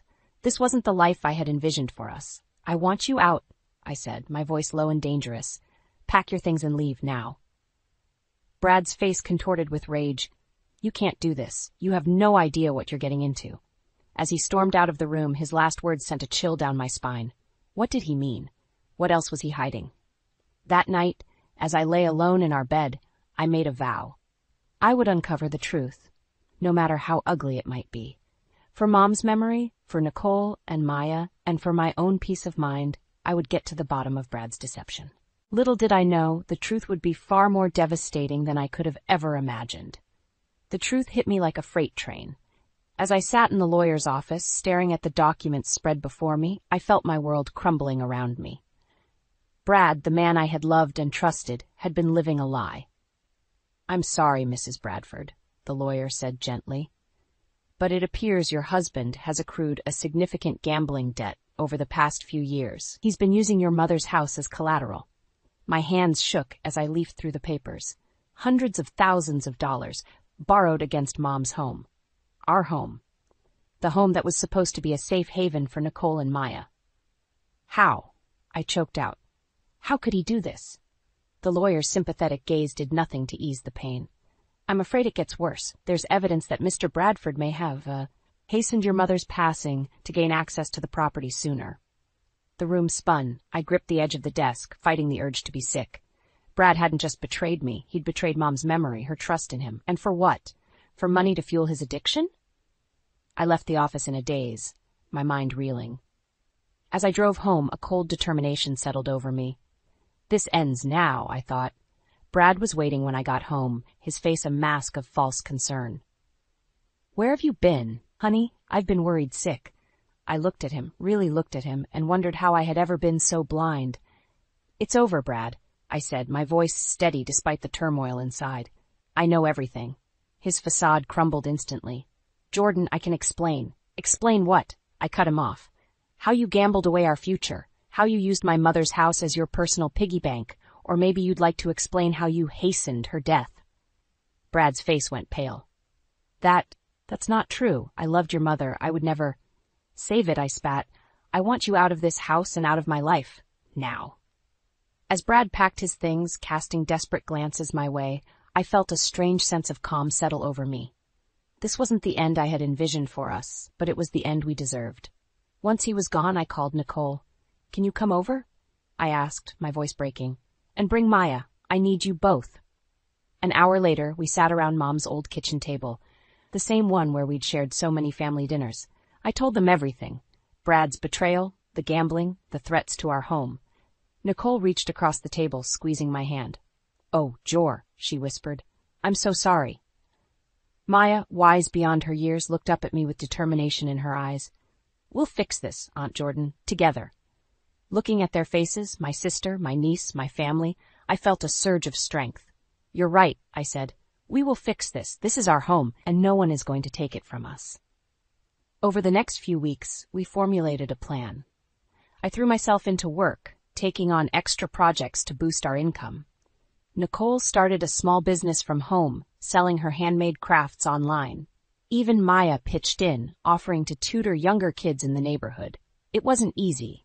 There were nights when the weight of it all felt crushing.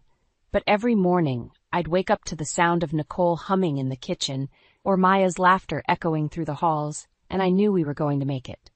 6 months later, we gathered around that same kitchen table. But this time, instead of bad news, we were celebrating. We had done it. We had paid off Brad's debts and saved our home. As I looked around at the faces of my true family, I felt Mom's presence stronger than ever. I fingered the locket around my neck, the one she had given me on my wedding day. "We did it, Mom," I whispered. "We kept your home. We kept our family together." Nicole raised her glass. "To Mom," she said, her eyes glistening. "And to us." "To us," Maya and I echoed. In that moment, I realized that sometimes the family you choose is stronger than the family you're born into. Brad had betrayed us, but he had also unwittingly given us a gift, the chance to discover our own strength, our resilience, our love for each other. As we laughed and talked late into the night, I felt a peace I hadn't known in years. This was home. This was family.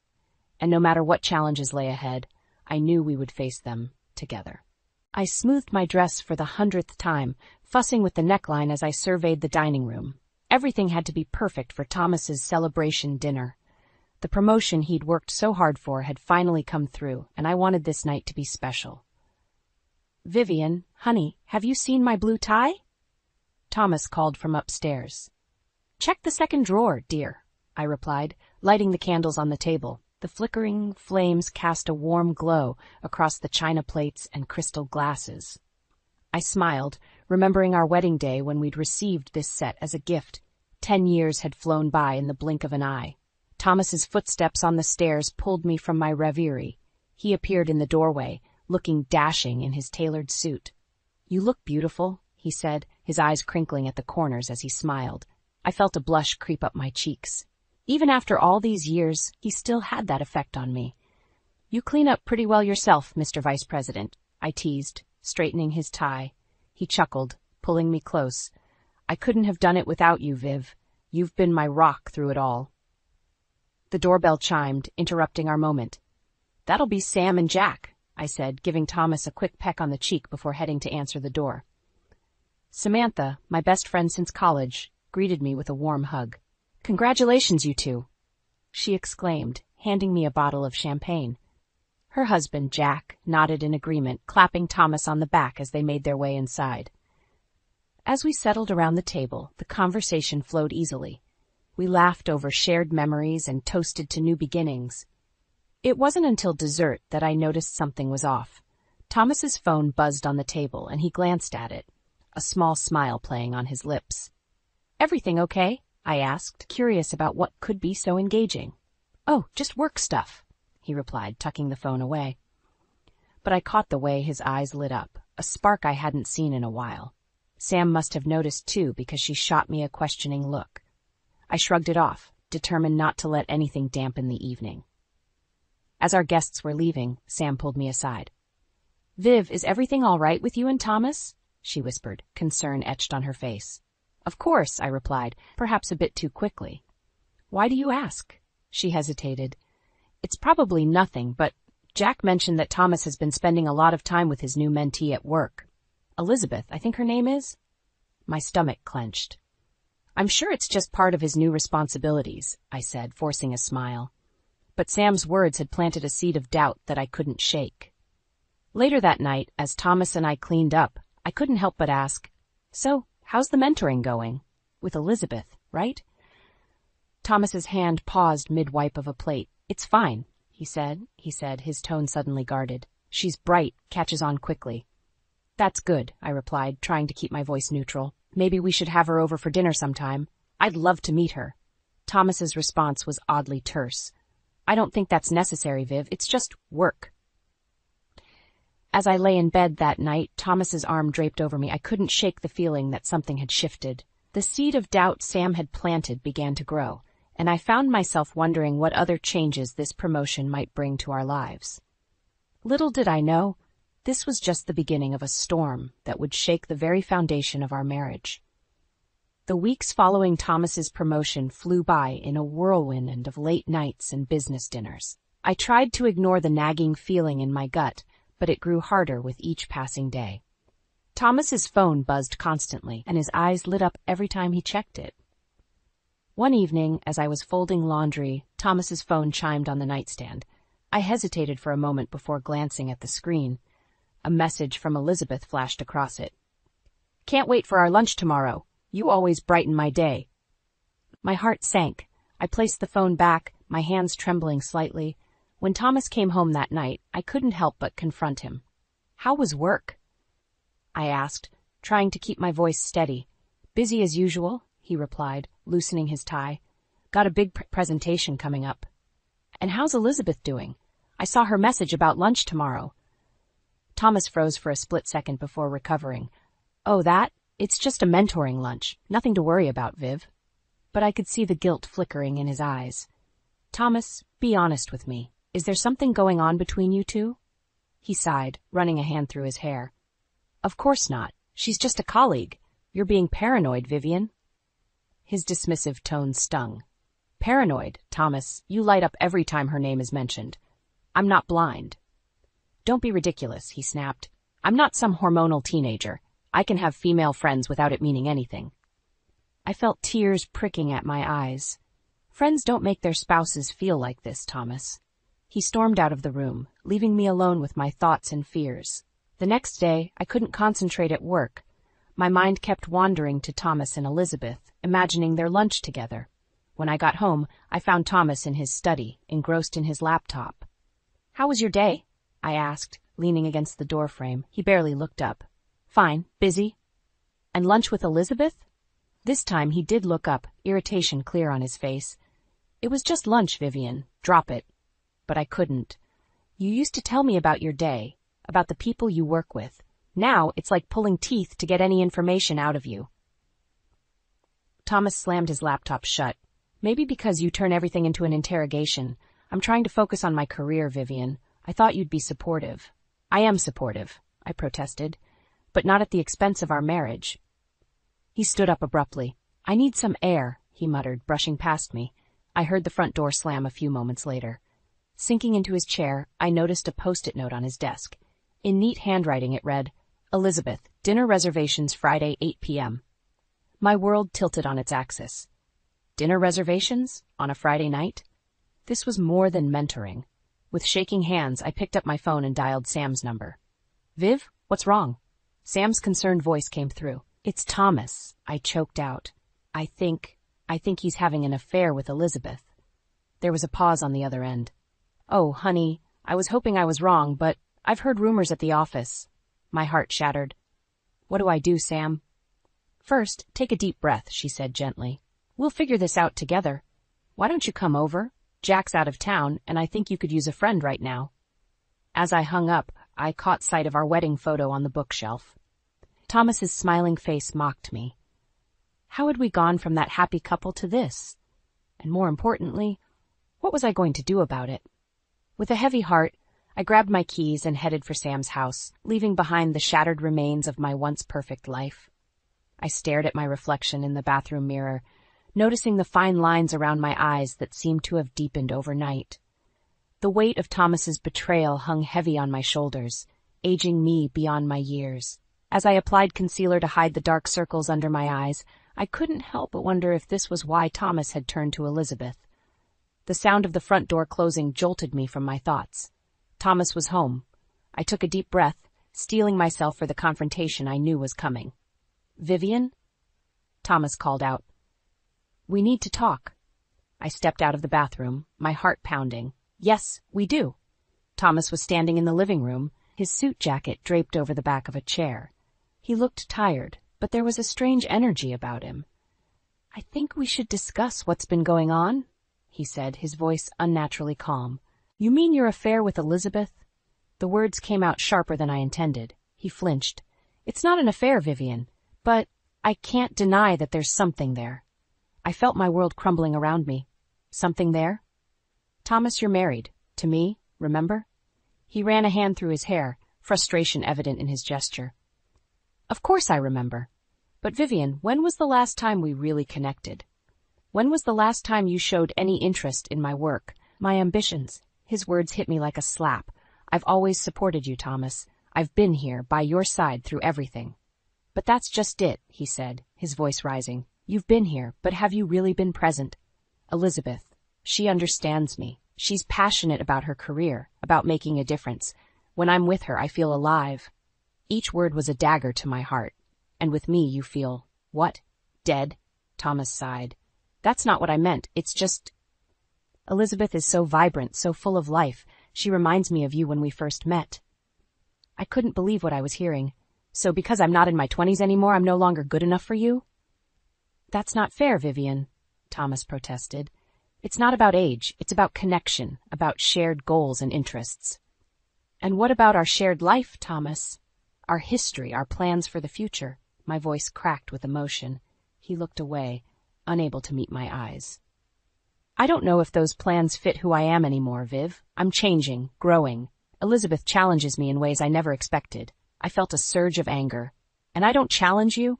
Is that what you're saying? You used to, he said softly. But lately it feels like we're just going through the motions. Elizabeth makes me feel alive again. I couldn't hold back the tears any longer. So what are you saying, Thomas? That you want to leave me for her? He hesitated, and in that moment of silence, I knew. My world shattered completely. I don't know what I want, he finally said, but I can't ignore these feelings anymore. I stood there, frozen, as the reality of our situation crashed over me. This wasn't just a fleeting infatuation or a midlife crisis. This was the end of everything I thought we had built together. I think you should leave, I managed to say, my voice barely above a whisper. Thomas looked shocked. Vivian, No, I cut him off. I can't do this right now. I need time to think, to process. Please, just go. He nodded slowly, grabbing his jacket. As he reached the door, he turned back. I'm sorry, Viv. I never meant for this to happen. The door closed behind him, and I collapsed onto the couch, sobs racking my body. How had we come to this? And more importantly, where did we go from here? As the tears subsided, a new emotion began to take root, determination. If Thomas thought he could just throw away our marriage for a younger model, he had another thing coming. This wasn't over. Not by a long shot. The days after Thomas left were a blur of tears and sleepless nights. I threw myself into work, desperate for any distraction from the gaping hole in my life. But even at the hospital, surrounded by the constant bustle of patients and colleagues, I couldn't escape the crushing weight of betrayal. It was during a particularly grueling shift that I received the text that would change everything. My phone buzzed in my pocket, and I ducked into the break room to check it.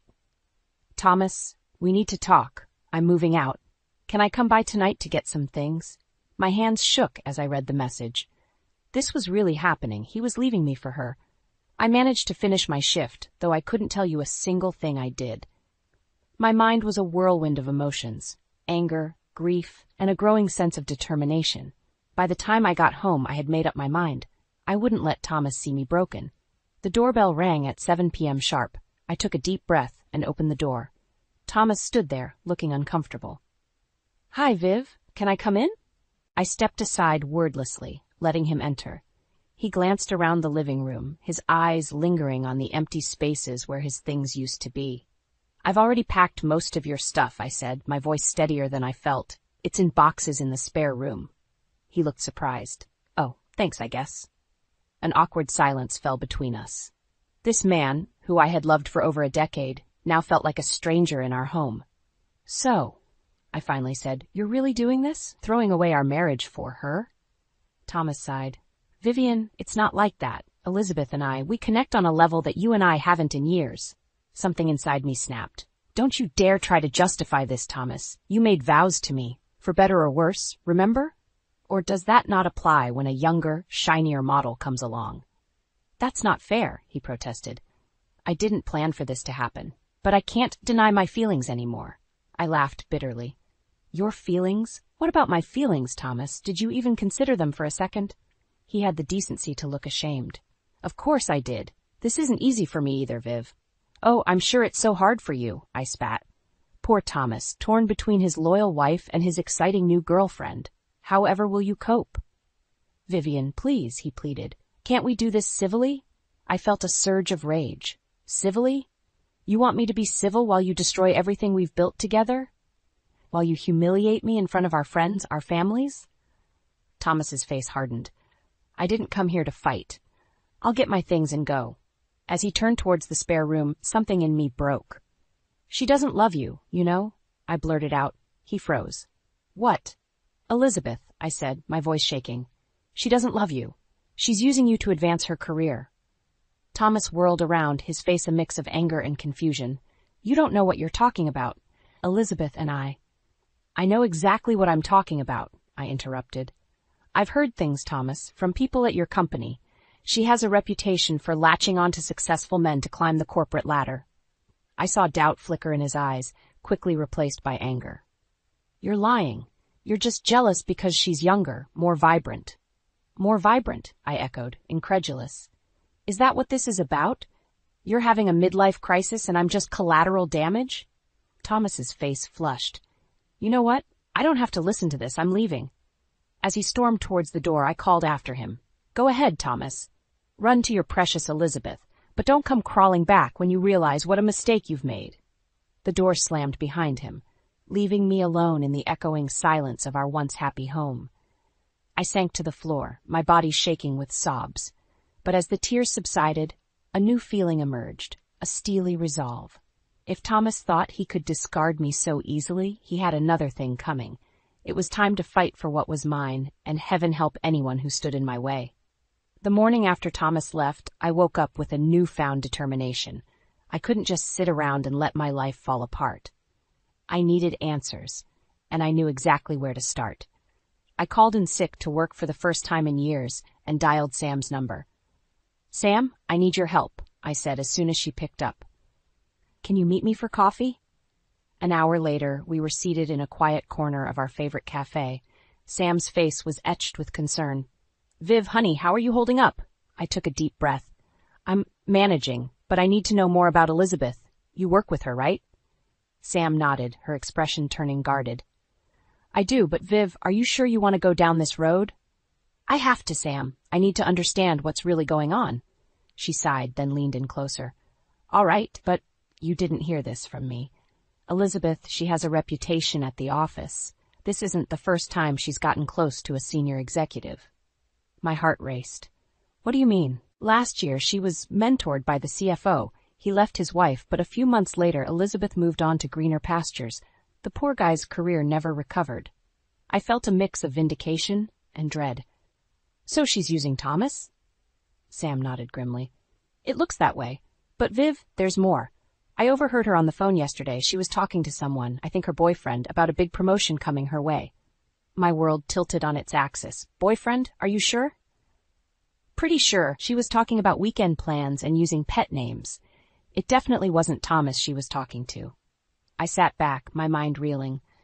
Thomas wasn't just leaving me. He was being played for a fool. What are you going to do? Sam asked softly. I squared my shoulders. I'm going to fight for my marriage. The next few days were a whirlwind. I threw myself into uncovering everything I could about Elizabeth. I scoured social media, called in favors from mutual acquaintances, and even hired a private investigator. What I discovered left me feeling sick. Elizabeth had a long-term boyfriend who worked at a competing firm. Their social media was full of loved-up photos and plans for the future. Meanwhile, she was stringing Thomas along, using him to secure a major promotion. I was mulling over this information when my phone buzzed. It was a text from Thomas. Can we talk? I've been doing some thinking. My heart leaped. Was he having second thoughts? I quickly replied, agreeing to meet him at our favorite park the next day. As I approached our usual bench, I saw Thomas already seated, looking haggard and conflicted. He stood when he saw me, his eyes searching my face. Vivian, he began, his voice hoarse. I've made a terrible mistake. I felt a surge of hope, quickly tempered by caution. What do you mean, Thomas? He ran a hand through his hair, a gesture so familiar it made my heart ache. I've been blind, Viv. Elizabeth, she's not who I thought she was. I took a deep breath, steeling myself. I know about her boyfriend, Thomas, and her history with executives at the company. His face crumpled. You knew? Why didn't you tell me? Would you have believed me? I asked softly. He looked away, shame written across his features. I don't know. I've been such a fool, Viv. Can you ever forgive me? I stood there, my emotions warring within me. Part of me wanted to take him in my arms, to forgive and forget. But another part, a stronger part, held back. I don't know, Thomas, I said finally. You've hurt me deeply. You were ready to throw away our entire life together for a woman you barely knew. I know, he whispered. I'll do anything to make it right, Viv. Please, just tell me what I need to do. As I looked at him, broken and pleading, I realized I had a choice to make. Did I want to try and salvage our marriage, or was it time to walk away and start anew? The decision I made in that moment would shape the rest of my life. And as the weight of it settled on my shoulders, I knew that nothing would ever be the same again. I stared at my reflection in the rearview mirror, steeling myself for what was about to come. After days of internal struggle, I had made a decision that would change everything. I was going to confront Elizabeth face to face. The cafe where we agreed to meet was bustling with the lunch crowd. I spotted Elizabeth immediately, her perfectly coiffed hair and designer outfit standing out among the sea of office workers. As I approached, she looked up, a flicker of surprise crossing her face. Vivian, she said, her voice cool and composed. I must admit, I was surprised when you reached out. I slid into the seat across from her, my heart pounding. Thank you for meeting me, Elizabeth. I think we have a lot to discuss. She raised an eyebrow. Do we? I was under the impression that your situation with Thomas was resolved. I took a deep breath, fighting to keep my voice steady. That's exactly why I'm here. I know about your boyfriend, Elizabeth, and your history with executives at the company. For a split second, her carefully crafted facade cracked. Fear flashed in her eyes before she regained her composure. I'm not sure what you're implying, Vivian. I think you know exactly what I'm implying, I said, leaning forward. You've been using Thomas to advance your career, haven't you? Just like you did with the CFO last year. Elizabeth's face hardened. You don't know what you're talking about. Don't I? I pulled out my phone, showing her the photos my private investigator had taken of her with her boyfriend. Care to explain these? She stared at the images, her face paling. How did you? It doesn't matter, I cut her off. What matters is that you've been playing with people's lives, Elizabeth. With my life. To my surprise, Elizabeth's shoulders sagged. For the first time, I saw a glimpse of vulnerability behind her polished exterior. You don't understand, she said softly. This job, this career, it's all I have. I've had to fight tooth and nail for every opportunity. By destroying marriages? I asked incredulously. She looked away. I never meant for it to go this far with Thomas. He wouldn't take no for an answer. I thought if I played along, I could secure the promotion and then let him down gently. I felt a surge of anger. Let him down gently? Do you have any idea what you've done to our marriage? Elizabeth met my gaze, her eyes surprisingly sincere. I'm sorry, Vivian. Truly. I never wanted to hurt anyone. I didn't know how to get out of it without jeopardizing everything I've worked for. As I sat there processing her words, I realized something. Elizabeth wasn't the villain I had painted her to be. She was just a woman trying to navigate a cutthroat world, making questionable choices along the way. What are you going to do now? I asked, my voice barely above a whisper. Elizabeth sighed. I don't know. If this gets out, my career is over. But I can't keep living this lie. In that moment, I made a decision that surprised even me. I won't expose you, Elizabeth, I said. But you need to come clean to Thomas. He deserves to know the truth. She nodded, relief washing over her face. I will, I promise. As we parted ways, I felt a weight lift from my shoulders, but it was quickly replaced by a new burden. Now that I knew the truth, what was I going to do about my marriage? I drove home in a daze, my mind racing. When I pulled into our driveway, I saw Thomas's car. He was waiting for me on the porch, his face etched with concern and hope. As I walked towards him, I realized that this was it, the moment that would define our future. With each step, I felt the weight of our history, the pain of betrayal, and the faint glimmer of possibility. "Vivian," Thomas said, his voice breaking, "can we talk?" I took a deep breath, knowing that whatever I said next would change everything. The future of our marriage hung in the balance, and the decision was mine to make.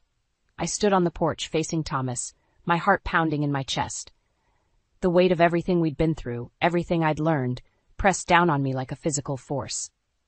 "Yes, Thomas, we need to talk," I said, my voice steadier than I felt.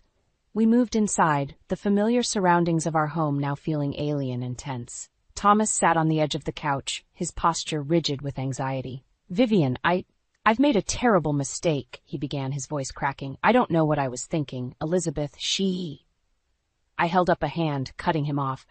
"I know about Elizabeth, Thomas. I know everything." His eyes widened in shock. "What do you mean?" "I mean I know about her boyfriend, her history with executives at the company, her using you for a promotion," I said, each word deliberate and heavy. Thomas's face crumpled, a mix of shame and disbelief washing over him. How did you find out?" "It doesn't matter," I replied, feeling a surge of strength. "What matters is that I know, and now you know too." He buried his face in his hands, his shoulders shaking. "God, Vivian, I've been such a fool. Can you ever forgive me?" I took a deep breath, steeling myself for what I had to say next. "Forgiveness isn't the issue here, Thomas. The issue is trust. You were ready to throw away our entire marriage, our life together, for a fantasy." "I know," he whispered, looking up at me with tear-filled eyes. "I'll do anything to make it right. Please, Viv, just tell me what I need to do." For a moment, I was tempted. The familiar pull of our shared history, the comfort of the known, tugged at my heart. But then I remembered the pain, the betrayal, the casual cruelty of his comparisons between Elizabeth and me. "I'm sorry, Thomas," I said, my voice soft but firm. "But I don't think there's anything you can do. I've made my decision." He looked at me, confusion and fear dawning on his face. What do you mean?" I squared my shoulders, drawing on a well of strength I didn't know I possessed. "I want a divorce, Thomas." The words hung in the air between us, heavy and final. Thomas stared at me, shock written across his features. "Divorce?" he echoed, his voice barely above a whisper. "Vivian, please, we can work this out. I love you." I shook my head, feeling a strange mix of sadness and liberation. "It's not about love anymore, Thomas. It's about respect, self-respect. And I've realized that I can't stay in a marriage where that's been so fundamentally broken." But what about our life together? Our plans?" he stammered, desperation creeping into his voice. "Those plans were for a different Vivian and Thomas," I replied. "We're not those people anymore." As the reality of the situation sank in, Thomas's demeanor changed. Desperation gave way to anger. "You can't do this," he said, his voice rising. "You're throwing away years of marriage over one mistake." I stood my ground, unflinching. "It wasn't just one mistake, Thomas. It was a series of choices that showed me exactly where I stood in your life, and I deserve better." "You'll regret this," he spat, jumping to his feet. "You're nothing without me, Vivian. Who do you think you are?" His words, meant to hurt and diminish, instead filled me with a fierce determination. "I'm Vivian," I said, my voice strong and clear, "and I'm more than enough on my own." Thomas stormed out, slamming the door behind him. As the echo faded, I sank onto the couch, the enormity of what had just happened washing over me. Tears came then, a mix of grief for what was lost and relief for what was to come. As I sat there in the quiet of the house that had once been our home, I realized that this wasn't just the end of my marriage. It was the beginning of a new chapter in my life. A chapter where I, Vivian, would be the author of my own story. The road ahead would be challenging, I knew. But for the first time in a long time, I felt ready to face whatever came next. Because now I was fighting for myself. 1 year after I asked Thomas for a divorce, I stood in front of the mirror, adjusting my new blazer. The woman staring back at me was different from the one who had once defined herself as Thomas's wife. She was stronger, more confident, and unapologetically herself. My phone buzzed with a text from Sam. "Good luck today. You've got this." I smiled, grateful for her unwavering support throughout this tumultuous year. Taking a deep breath, I grabbed my briefcase and headed out the door. The hospital boardroom was intimidating, filled with stern-faced executives. As the newly appointed head of nursing, I was presenting my plan to revolutionize patient care. As I began my presentation, I caught a glimpse of a familiar face at the back of the room. Thomas. Our eyes met briefly, and I saw a flicker of recognition, then regret.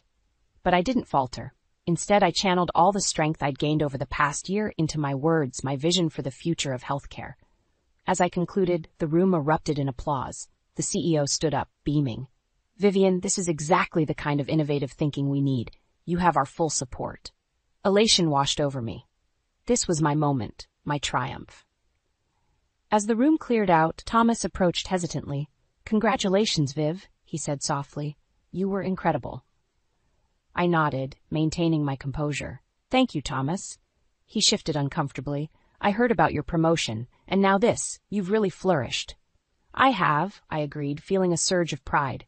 Thomas's face. "I made a terrible mistake, Vivian. Leaving you was the biggest regret of my life. Elizabeth, she used you," I finished for him. "I know, but Thomas, that's not why our marriage ended. It ended because you were willing to throw away everything we had built together." He nodded, his eyes brimming with unshed tears. "I know that now. Seeing you today, so confident and successful, I realized what I lost. Is there any chance we could?" I held up a hand, stopping him. "No, Thomas, what we had is gone. But I'm grateful for the journey, because it led me here." As I watched him walk away, shoulders slumped, I felt no joy in his misery. Instead, I felt a profound sense of closure. Later that evening, I met Sam for dinner to celebrate. As we clinked glasses, she grinned at me. "To Vivian 2.0, I laughed, feeling lighter than I had in years. "You know, Sam, a year ago I thought my life was over. I thought Thomas's betrayal had broken me." Sam reached across the table, squeezing my hand. "But it didn't. It made you stronger."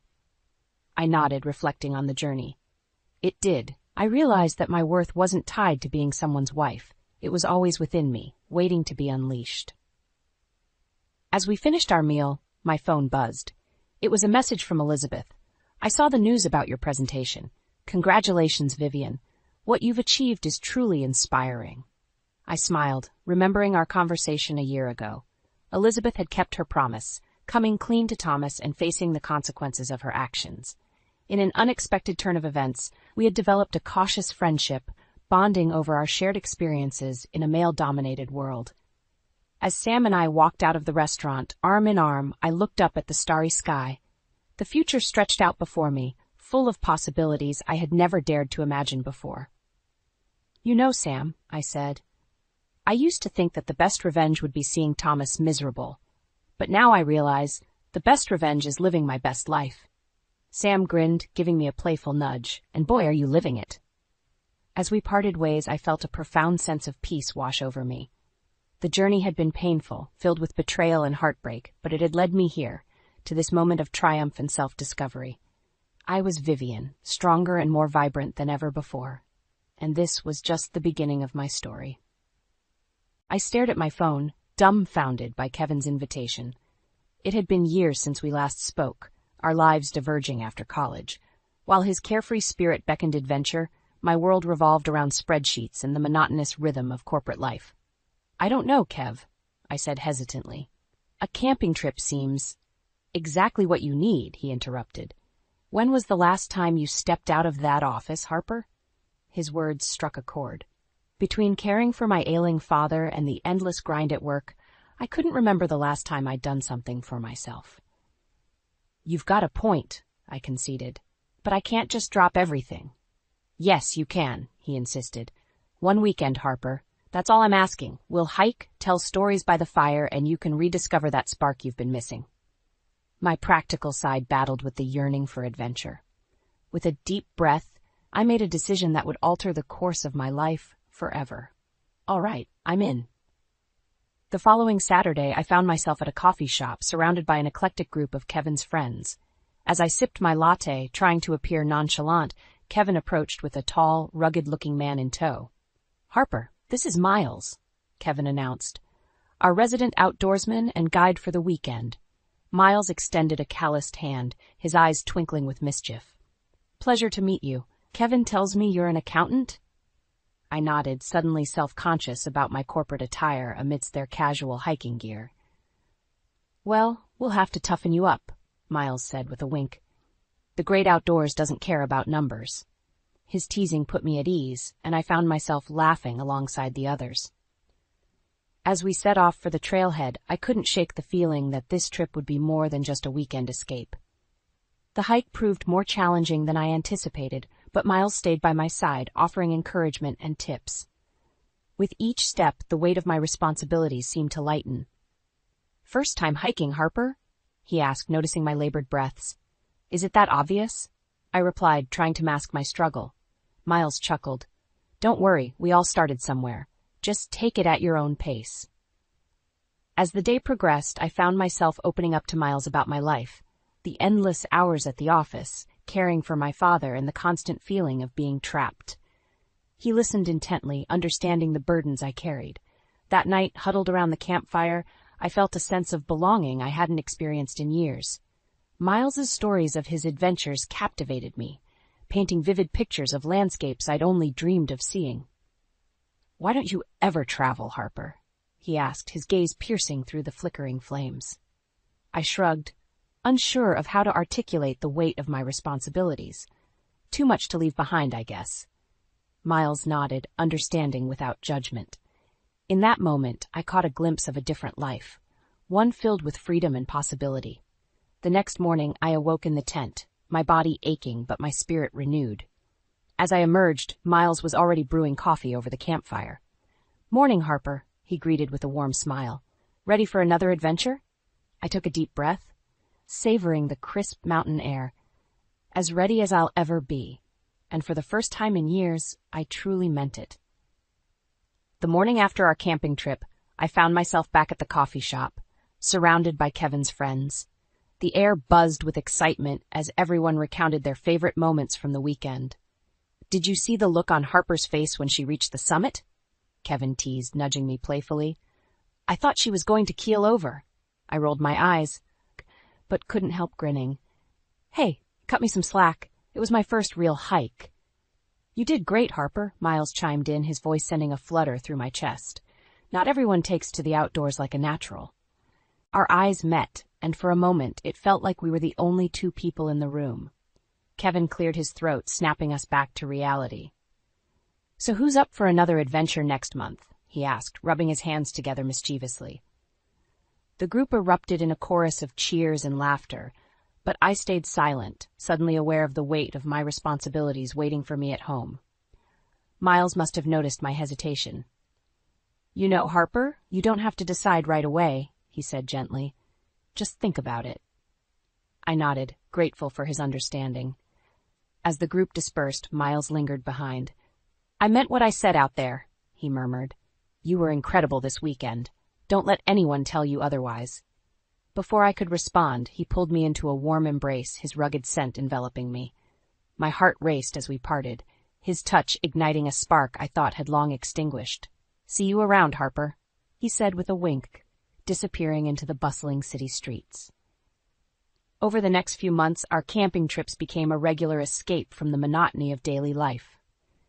With each adventure, Miles and I grew closer, our bond strengthened by the shared challenges and triumphs of the great outdoors. One evening, as we sat around the crackling campfire, Miles turned to me with a contemplative expression. "Have you ever thought about doing something different with your life?" he asked, his eyes reflecting the dancing flames. I shrugged, unsure of how to respond. "Like what?" "I don't know," he mused. "Traveling, maybe? Seeing the world beyond those spreadsheets and cubicles?"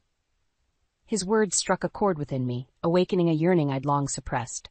Before I could overthink it, the words tumbled out. "I'd love that, Miles, but with my dad's health and my job." I trailed off, the weight of my responsibilities crashing down once again. Miles reached out, taking my hand in his calloused grip. "Harper, you can't live your life for other people. You deserve to be happy too." His words resonated deeply, and in that moment, I knew something had to change. I couldn't continue sacrificing my dreams for the sake of others' expectations. "You're right," I said, my voice trembling with a newfound determination. "I can't keep living like this." Miles smiled, his eyes shining with pride. "That's my girl." From that night on, a shift occurred within me. I started making plans, exploring options, and dreaming of a life beyond the confines of my routine. And through it all, Miles remained by my side, unwavering in his support and belief in me. Little did I know the path I was embarking on would lead me down a twisted trail of deception and heartbreak, testing the very limits of my resilience and resolve. The crisp mountain air filled my lungs as our group embarked on another hiking adventure. Miles led the way, his confident strides guiding us deeper into the wilderness. "All right, everyone, we'll take the scenic route today," he announced, adjusting his backpack. "It's a bit more challenging, but the views are worth it." I exchanged a nervous glance with Kevin, who just shrugged and grinned. "You heard the man, let's do this." As we trekked along the winding trail, I couldn't help but steal glances at Miles. The way he navigated the terrain with such ease and grace was captivating. "Need a hand?" he asked, slowing his pace to fall in step beside me. I shook my head, determined to prove myself. "I've got this." Miles chuckled, his eyes twinkling with amusement. "Stubborn as always. I like that about you, Harper." His words sent a flutter through my chest, and I had to force myself to keep my focus on the trail ahead. After a grueling ascent, we finally reached a breathtaking overlook. Miles gestured for me to join him at the edge, and I gasped at the panoramic view that stretched out before us. "Incredible, isn't it?" he murmured, his voice low and intimate. I nodded, words failing me in the face of such natural beauty. In that moment, it felt like Miles and I were the only two people in the world.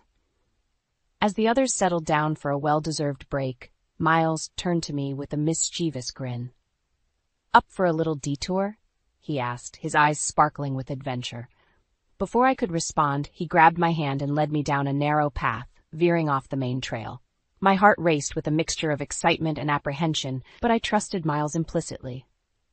After a short hike, we emerged into a secluded clearing, a pristine waterfall cascading into a crystal-clear pool. "Miles, this is—" I trailed off, unable to find the words to describe the breathtaking scene before us.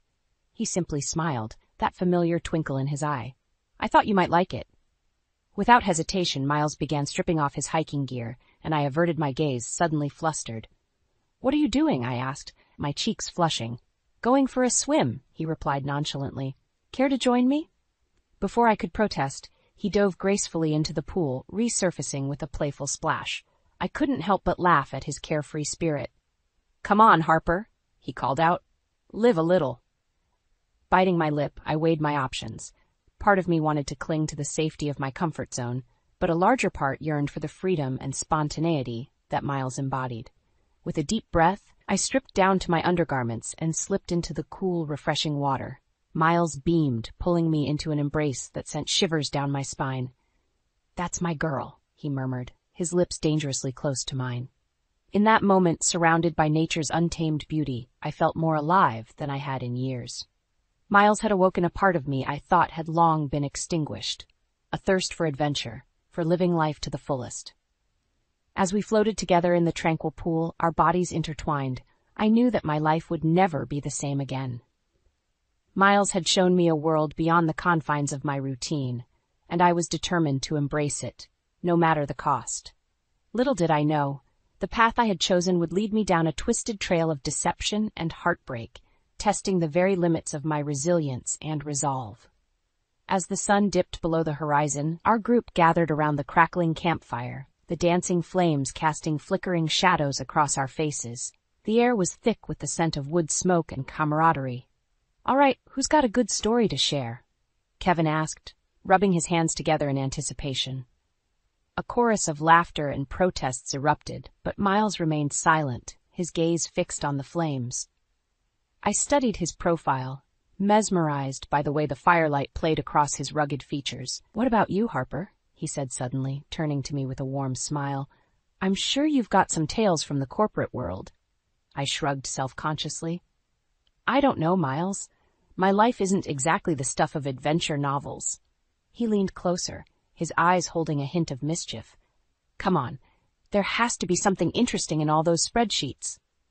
Faced with his playful prodding, I found myself recounting a particularly harrowing tax season, complete with all-nighters and office drama. To my surprise, the group was enraptured, hanging on my every word. As the laughter died down, Miles caught my eye, a silent understanding passing between us.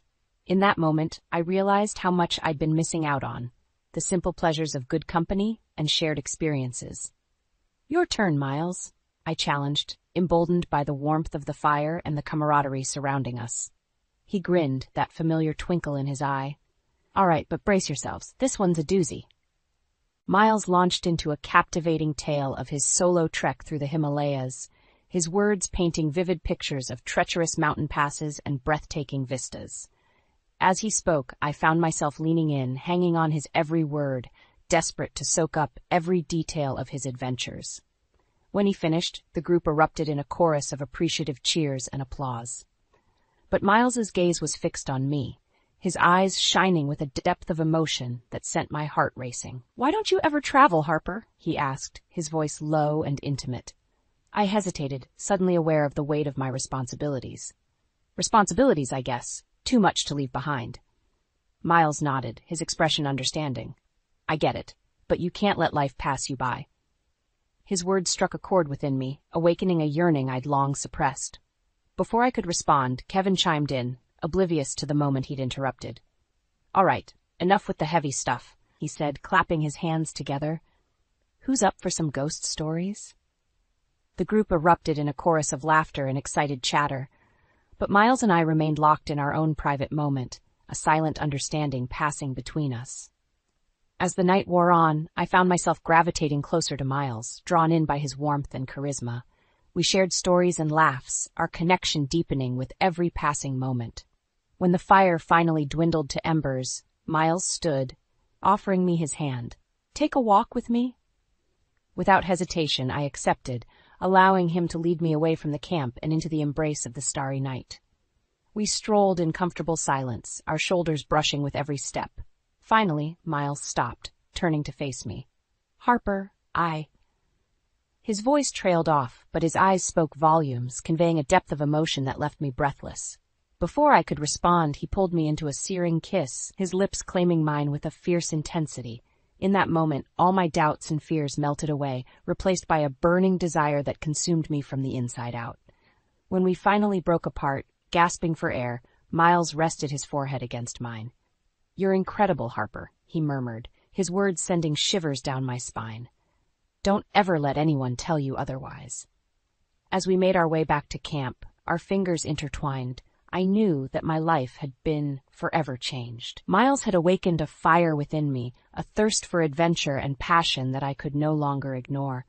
Little did I know, the path I had chosen would lead me down a twisted trail of deception and heartbreak, testing the very limits of my resilience and resolve. I awoke to the gentle rustle of the tent fabric, the crisp morning air seeping in. As I blinked away the remnants of sleep, the memories of the previous night came flooding back. Miles's kiss, the intensity of his embrace, the way he had ignited a fire within me. Carefully I unzipped the tent flap, squinting against the bright morning sun. Miles was already up, tending to the campfire, his movements fluid and confident. He glanced up as I emerged, a warm smile spreading across his rugged features. Morning, sleepyhead, he greeted, his voice rich and inviting. Coffee's almost ready. I nodded, still feeling a bit dazed from the events of the night before. As I approached the fire, Miles handed me a steaming mug, his fingers brushing against mine in a simple yet electrifying touch. Thanks, I murmured, taking a tentative sip and savoring the rich, earthy flavor. Miles studied me for a moment, his eyes sparkling with amusement. You look like you could use some more rest. Rough night? A flush crept up my cheeks as I recalled the passionate embrace we had shared under the stars. You could say that. He chuckled, that familiar twinkle in his eye sending butterflies fluttering through my stomach. Well, I hope you're ready for another adventure today. I've got something special planned. I raised an eyebrow, intrigued. Oh, and what might that be? Miles simply grinned, that mischievous glint in his eye. It's a surprise, but trust me, you're going to love it. As we set off on the day's hike, I couldn't help but steal glances at Miles, my mind replaying the events of the previous night. The way he had held me, kissed me, it was as if he had awoken a part of me that had been dormant for far too long. Miles seemed to sense my distraction, reaching out to give my hand a gentle squeeze. You okay over there? I nodded, offering him a reassuring smile. Yeah, just taking it all in. He grinned, that infectious enthusiasm lighting up his face. Well, get ready, because we're almost there. As we rounded a bend in the trail, a breathtaking sight came into view. A secluded waterfall cascading into a crystal-clear pool, surrounded by lush foliage and towering peaks. Miles, this is... I trailed off, at a loss for words. He simply smiled, that familiar twinkle in his eye. I knew you'd like it. Without hesitation, he began stripping off his hiking gear, and I couldn't help but admire the toned lines of his body. When he caught me staring, he winked playfully. Care to join me for a dip? I bit my lip, suddenly self-conscious. But the allure of the cool, inviting water, and the prospect of being close to Miles again, was too strong to resist. Slowly, I peeled off my own layers, trying to ignore the way Miles's gaze raked over my exposed skin. When we were both down to our undergarments, he extended his hand, his eyes burning with an intensity that set my heart racing. Trust me, he murmured, his voice low and seductive. I placed my hand in his, allowing him to lead me into the refreshing embrace of the pool. As the water enveloped us, Miles pulled me close, his muscular arms wrapping around me in a possessive embrace. You're incredible, Harper, he whispered, his lips brushing against my ear. Don't ever let anyone tell you otherwise. In that moment, surrounded by nature's untamed beauty and cradled in Miles's strong embrace, I felt more alive than I ever had before. He had awakened a fire within me, a thirst for adventure and passion that I could no longer ignore. As our bodies intertwined beneath the cascading waterfall, I surrendered myself to the moment, allowing the rush of desire to consume me. Miles claimed my lips in a searing kiss, his touch igniting a blaze of emotions that threatened to consume us both. Little did I know that the path I had chosen would lead me down a twisted trail of deception and heartbreak, testing the very limits of my resilience and resolve. But in that moment, none of that mattered. Only the intensity of our connection, the promise of a future filled with passion and adventure. The waterfall's gentle roar filled my ears as I clung to Miles, our bodies intertwined beneath the cascading waters. His strong arms encircled me, our kiss deepening with a fierce intensity that left me breathless. When we finally broke apart, gasping for air, Miles rested his forehead against mine, his eyes shining with a depth of emotion that sent shivers down my spine. Harper, he murmured, his voice thick with desire. I've never felt this way about anyone before. I traced the sharp line of his jaw, marveling at the way the water droplets clung to his tanned skin. Neither have I. He captured my hand in his, pressing a tender kiss to my palm. Stay with me, Harper. Let's make this adventure last forever. My heart raced at the implications of his words, the promise of a future filled with passion and freedom. Before I could respond, he silenced me with another searing kiss, his touch igniting a fire within me that threatened to consume us both. From that moment on, our bond only deepened, forged in the crucible of our shared experiences and the intensity of our connection. Miles showed me a world beyond the confines of my routine, a life filled with adventure and possibility. A year later, as we stood hand in hand beneath the same waterfall where our love had blossomed, Miles dropped to one knee, his eyes shining with determination. Harper, he began, his voice steady despite the tremor of emotion. You've shown me what it means to truly live, to embrace every moment and cherish the beauty in this world. You've awakened a fire within me that I never knew existed. He reached into his pocket, producing a simple yet elegant ring. Will you do me the honor of becoming my wife? Of embarking on the greatest adventure of all, a life together. Tears of joy streamed down my cheeks as I nodded, rendered speechless by the depth of his love and devotion. Miles slipped the ring onto my finger, sealing our promise with a kiss that set my soul ablaze. Our wedding was a simple yet beautiful affair, a celebration of our love and the unbreakable bond we had forged. As we exchanged vows beneath the open sky, surrounded by the majestic peaks that had witnessed the blossoming of our romance, I knew that I had found my forever. The years that followed were filled with adventure and passion, our love only growing stronger with each challenge we faced together. We traveled the world, explored hidden corners of the globe, and cherished every moment of our shared journey. But eventually the responsibilities of life caught up with us. When my father's health began to decline, Miles didn't hesitate to support my decision to move him into our home and become his caretaker. Your family is my family, Harper, he assured me, his eyes shining with unwavering devotion. "We'll get through this together."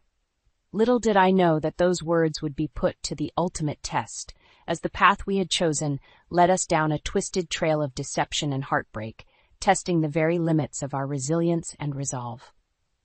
4 years after our fairy tale wedding, the harsh realities of life began to catch up with us. My father's health had taken a turn for the worse, and the decision to move him into our home weighed heavily on both of us. "Are you sure about this, Harper?" Miles asked, his brow furrowed with concern. "It's a huge responsibility." I nodded, my resolve unwavering. "He's my dad, Miles. I have to do this." Miles pulled me into a warm embrace, his strong arms offering reassurance. "You know, I'll be here every step of the way, right? We're in this together." His words brought me comfort, but deep down, I knew the strain this would put on our relationship. Caring for my ailing father would consume much of my time and energy, leaving little room for the adventurous lifestyle we had once enjoyed. True to his word, Miles stepped up to the challenge, helping with my father's care and offering unwavering support. But as the months wore on, the financial burden began to take its toll. "I've been crunching the numbers," I said one evening, my voice laced with worry. "Between Dad's medical expenses and the loss of my income, we're stretching thin." Miles reached across the table, taking my hand in his calloused grip. "We'll figure it out, Harper. Money isn't everything." But the strain was evident in his eyes, a flicker of doubt that he tried to conceal. I knew he was putting on a brave face for my sake, but the cracks were beginning to show. As my father's condition deteriorated, I made the difficult decision to quit my job, devoting myself entirely to his care. Miles supported my choice, but the financial strain only intensified. "I've been picking up extra work," he admitted one night, his voice tinged with exhaustion, "doing some freelance gigs to make ends meet." I studied his weary expression, guilt gnawing at my conscience. "Miles, you shouldn't have to shoulder this burden alone." He forced a smile, but it didn't reach his eyes. "It's temporary, Harper. We'll get through this, I promise." But as the weeks turned into months, Miles grew increasingly distant, his once vibrant spirit dimming under the weight of our circumstances. I tried to broach the subject, but he would brush me off, insisting everything was fine. It wasn't until I stumbled upon a stack of unpaid bills and notices from creditors that the truth began to unravel. Miles had been hiding a secret from me, a gambling addiction that had spiraled out of control, leaving us drowning in debt. When I finally confronted him, the floodgates opened, and the depth of his deceit came crashing down upon us. "I'm sorry, Harper," he choked out, his eyes brimming with tears. "I never meant for it to go this far." Anger and betrayal coursed through my veins as I realized the extent of his lies. The man I had trusted, the partner I had vowed to spend my life with, had been living a double life, jeopardizing everything we had built together. "How could you, Miles?" I cried, my voice trembling with anguish. "After everything we've been through, how could you do this to us?" His shoulders slumped, defeat etched into every line of his face. "I never asked for this life, Harper. I needed an escape." In that moment, the weight of his betrayal was suffocating, threatening to crush the very foundation of our love. As I looked into his eyes, I saw a stranger, a man consumed by his own demons, willing to sacrifice everything for the thrill of the gamble. Little did I know that this was just the beginning of a twisted trail of deception and heartbreak, a path that would test the very limits of my resilience and resolve, forcing me to confront the harsh reality of the man I had once called my soulmate. The weight of Miles's betrayal hung heavy in the air, suffocating me with each breath. As I stared into his tear-filled eyes, I saw a stranger, a man consumed by his own demons, willing to sacrifice everything we had built together for the thrill of the gamble. "How long?" I asked, my voice trembling with barely contained rage. "How long have you been lying to me?" Miles couldn't meet my gaze, his shoulders slumped in defeat. "Too long," he whispered, shame etching lines into his once vibrant face. In that moment, the full extent of his deceit hit me like a physical blow. The man I had trusted, the partner I had vowed to spend my life with, had been living a double life, jeopardizing everything for his addiction. As the shock began to wear off, anger took its place, a white-hot fury that coursed through my veins. "Get out," I spat, my hands balling into fists at my sides. Miles's head snapped up, his eyes wide with disbelief. "Harper, please, let me explain." "Explain what?" I shouted, the dam of emotions finally bursting. "How you've been gambling away our future. How you've been lying to me, day after day, while I poured my heart and soul into this family." He opened his mouth to speak, but I cut him off, the words tumbling out in a torrent of hurt and betrayal. "No, Miles. I don't want to hear it. Not anymore." I took a deep, shuddering breath, steeling my resolve. "I want you out of this house. Tonight." A flicker of defiance flashed in his eyes, but it was quickly extinguished by the weight of his shame. Without a word, he turned and walked out, the sound of the door slamming behind him echoing through the empty silence. In the days that followed, I methodically untangled the web of lies Miles had spun, uncovering the full extent of his gambling debt and the secret life he had been leading. With each new revelation, the man I had loved slipped further away, replaced by a stranger whose actions had shattered my world.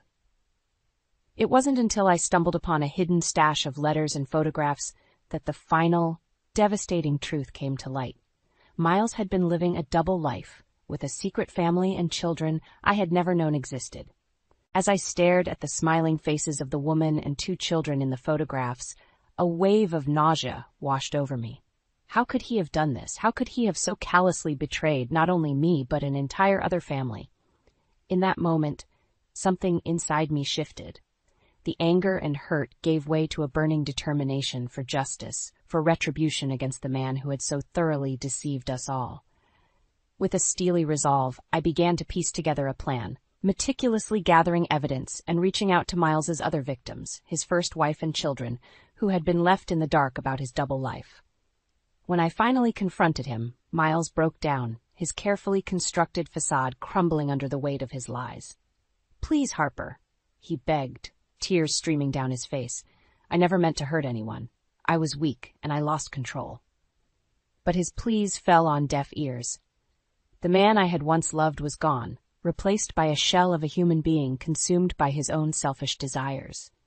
In the end, my revenge was swift and merciless. I exposed Miles's gambling addiction and secret family to our friends and loved ones, watching as his reputation crumbled to dust. His first wife filed for divorce, and he found himself cut off from the very support system he had taken for granted. As for me, I channeled my pain into a newfound purpose, helping other families torn apart by addiction and deception. Through my work, I found redemption and a sense of closure, finally able to leave the twisted trail of heartbreak and betrayal behind me. Miles's fate was sealed, a cautionary tale of what happens when one allows their demons to consume them. And though the scars of his betrayal would never fully heal, I took solace in the knowledge that I had emerged from the darkness stronger, wiser, and more resilient than ever before. I stood frozen, the world crumbling around me as I watched Derek's lips locked with Amanda's in a passionate embrace. My heart shattered into a million pieces, the betrayal cutting deeper than any knife ever could. "Derek, how could you? After all we've been through?" I choked out, my voice trembling with a mix of anger and utter devastation. Amanda pulled away from Derek, her red lips curled into a smug grin. "Oh, he's mine now, Lily. You're just outdated." Her words stung like venom, each syllable twisting the knife deeper into my soul. I had dedicated my life to this man, sacrificing my dreams and ambitions to support his career and raise our family. And this was how he repaid me, by throwing it all away for a young, vapid thing like Amanda. I should have seen the signs earlier. The late nights at the office, the unexplained expenses, the distant looks he'd give me when he thought I wasn't paying attention. But I had been too blinded by love and loyalty to notice the cracks forming in our once perfect marriage. "Get out," Derek spat, his eyes cold and unrecognizable. "You're making a scene." I wanted to scream, to cry, to hurl every insult and accusation I could muster at them both. But I found myself paralyzed, my throat constricted by the weight of my shattered hopes and dreams. With what little dignity I had left, I turned and walked away, each step feeling heavier than the last. As I made my way out of the office, I couldn't help but wonder where it had all gone wrong. Just that morning, I had awoken before dawn, as I did every day to prepare Derek's favorite breakfast and ensure his suit was pressed to perfection. It was a routine I had followed for decades, a labor of love that had once brought me joy. But now, as I looked back on the sacrifices I had made, the countless times I had put his needs before my own, I felt a bitter taste of regret lingering on my tongue. How could he do this to me? To us? As I stepped out into the cool morning air, the weight of his betrayal finally hit me full force. Tears streamed down my face, hot and unrelenting, as I made my way to the car. I had always prided myself on being a strong, resilient woman, but in that moment I felt utterly broken. The man I had loved and trusted with every fiber of my being had shattered my heart into a million pieces, and I didn't know if I would ever be able to put it back together again. The office became a battleground, with Amanda asserting her dominance like a lioness staking claim over her territory. Every interaction felt like a thinly veiled attack, her words laced with venom and hidden jabs. "Lily, darling, have you considered retiring?" she would say, her saccharine tone dripping with condescension. "You've worked so hard for so long. Don't you think it's time to let the younger generation take over?" I would force a tight-lipped smile, swallowing the bitter retorts that threatened to spill from my lips. But with each passing day, it became increasingly difficult to maintain my composure. Derek, once my unwavering ally, seemed to be under Amanda's spell. He would nod along with her suggestions, his eyes glazed over as if in a trance. It was as if the man I had loved and built a life with had been replaced by a stranger. "Did you see the new marketing campaign Amanda put together?" He would gush, completely oblivious to the way his words cut me like a knife. "She's a real visionary." I wanted to scream, to shake him, and remind him of the countless nights we had stayed up late, dreaming of building this business together. But the words stuck in my throat, replaced by a bitter taste of betrayal. Nights became a blur of loneliness and heartache. While Derek was out working late with Amanda, I would sit alone in our once happy home, surrounded by the ghosts of memories past. Flashes of our struggling years would haunt me, the countless sacrifices we had made, the dreams we had deferred, all in the hopes of building a better life for ourselves and our family. And now it felt like all of that had been for nothing. "You're being paranoid, Lily," Emma would say, her voice laced with concern. "Derek loves you. He would never do anything to hurt you." But the evidence was mounting, and no amount of reassurance could ease the gnawing doubt that had taken root in my heart. Unexplained expenses, late nights at the office, the way Derek's eyes would linger a little too long on Amanda's form, it all painted a picture that I could no longer ignore. And then the final blow came. It was a lavish office party, one that Derek and Amanda had planned without so much as a word to me. As I stood in the corner, nursing a lukewarm glass of wine, I watched as they moved through the crowd like a perfectly choreographed dance. Amanda's laugh rang out like a bell, her head thrown back in exaggerated mirth, and Derek, my Derek, looked at her with a hunger that I had never seen before.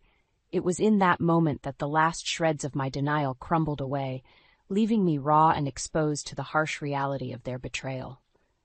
As the night wore on, I found myself retreating further and further into the shadows, until I could no longer bear the sight of their happiness at my expense.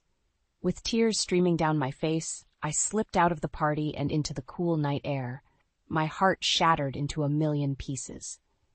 Derek and Amanda's relationship became more brazen, as if they were flaunting their indiscretion for all to see. The once subtle glances and lingering touches gave way to outright public displays of affection that left me reeling. "You two make me sick," I spat one day, unable to hold back the bile rising in my throat. Amanda merely laughed, her perfectly manicured hand resting possessively on Derek's arm. "Oh, Lily, don't be bitter just because you're past your prime." Derek said nothing, his eyes downcast like a scolded child. It was as if he had become Amanda's puppet, dancing to her tune without a shred of remorse. The office became a battleground, with Amanda taking every opportunity to assert her dominance over me. She would casually undermine my decisions, questioning my judgment in front of clients and colleagues alike. "Lily, darling, are you sure that's the best approach?" she would say, her voice dripping with false concern. "Maybe we should let the younger, more innovative minds take the lead on this one." And Derek, the coward, would nod along, his silence cutting deeper than any words ever could. It was during one particularly heated exchange that the final blow came. Amanda had once again overstepped her boundaries, belittling me in front of the entire staff. "Face it, Lily, you're a relic of the past," she sneered. "It's time for you to step aside and let the new generation take over, starting with Derek." That was the final straw. Years of pent-up frustration and anger bubbled to the surface, and before I knew it, I was unleashing a torrent of words that I could never take back. "You think you're so special, Amanda?" I snarled, my voice trembling with rage. "You're nothing but a cheap, home-wrecking tramp who's using her looks to get ahead." The room fell silent. Everyone's eyes trained on us like spectators at a gladiator match. Derek's face had drained of color, his mouth hanging open in shock. Amanda, for once, was speechless. Her perfectly sculpted mask of confidence had slipped, revealing the insecure, desperate woman beneath. In that moment, I felt a surge of power coursing through my veins.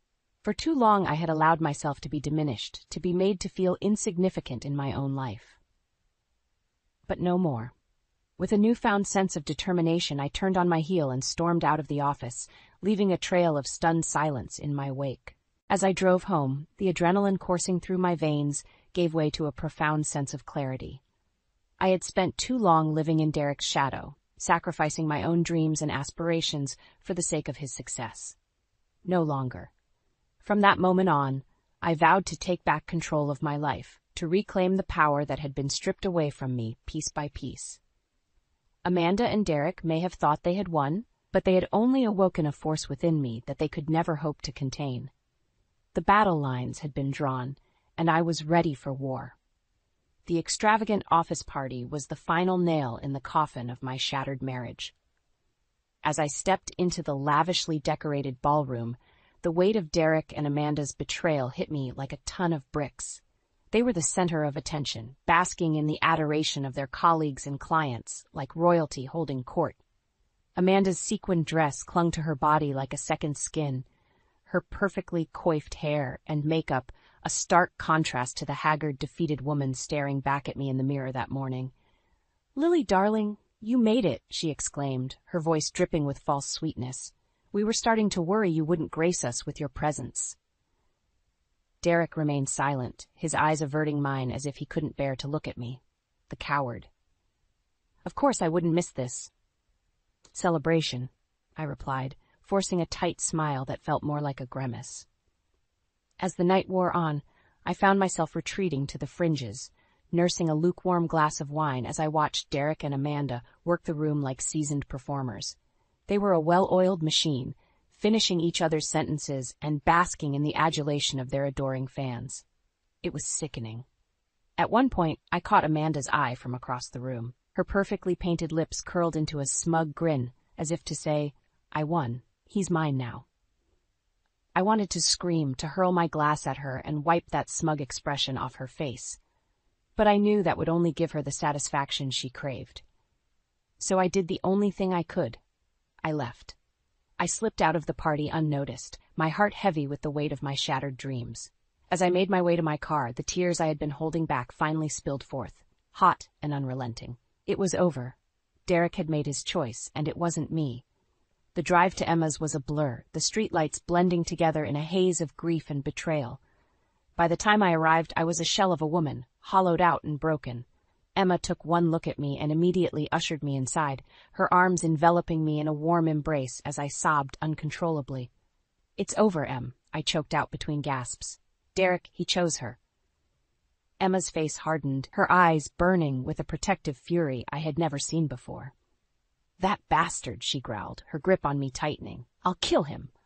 I shook my head, too drained to even entertain the thought of vengeance. "It's not worth it," I whispered, my voice hoarse from crying. I need to get away from all of this." And so, with Emma's unwavering support, I packed what little belongings I had and moved into her spare room. It was a temporary solution, but it was the only thing keeping me afloat in the midst of my personal tsunami. In the days that followed, I became a ghost, a mere shadow of the woman I once was. I stopped returning Derek's calls, stopped going into the office, stopped caring about anything beyond the basic necessities of survival. It was as if I had retreated into a cocoon, shutting out the world and all its cruelties as I licked my wounds and tried to piece myself back together. But as the weeks turned into months, a fire began to ignite within me, a burning desire for retribution, for justice, for the sweet taste of revenge. Amanda and Derek may have thought they had won, but they had only awoken a sleeping giant, and I was determined to make them pay for every ounce of pain and humiliation they had inflicted upon me. The battle had only just begun. The fire that had been ignited within me burned brighter with each passing day, fueled by the sting of Derek and Amanda's betrayal.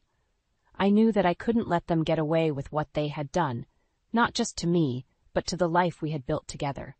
It was Emma who first suggested seeking revenge. "They can't just treat you like that and get away with it," she fumed one night over glasses of wine that had become our nightly ritual. At first, I dismissed the idea, too consumed by my own pain and heartbreak to even entertain the thought of retaliation.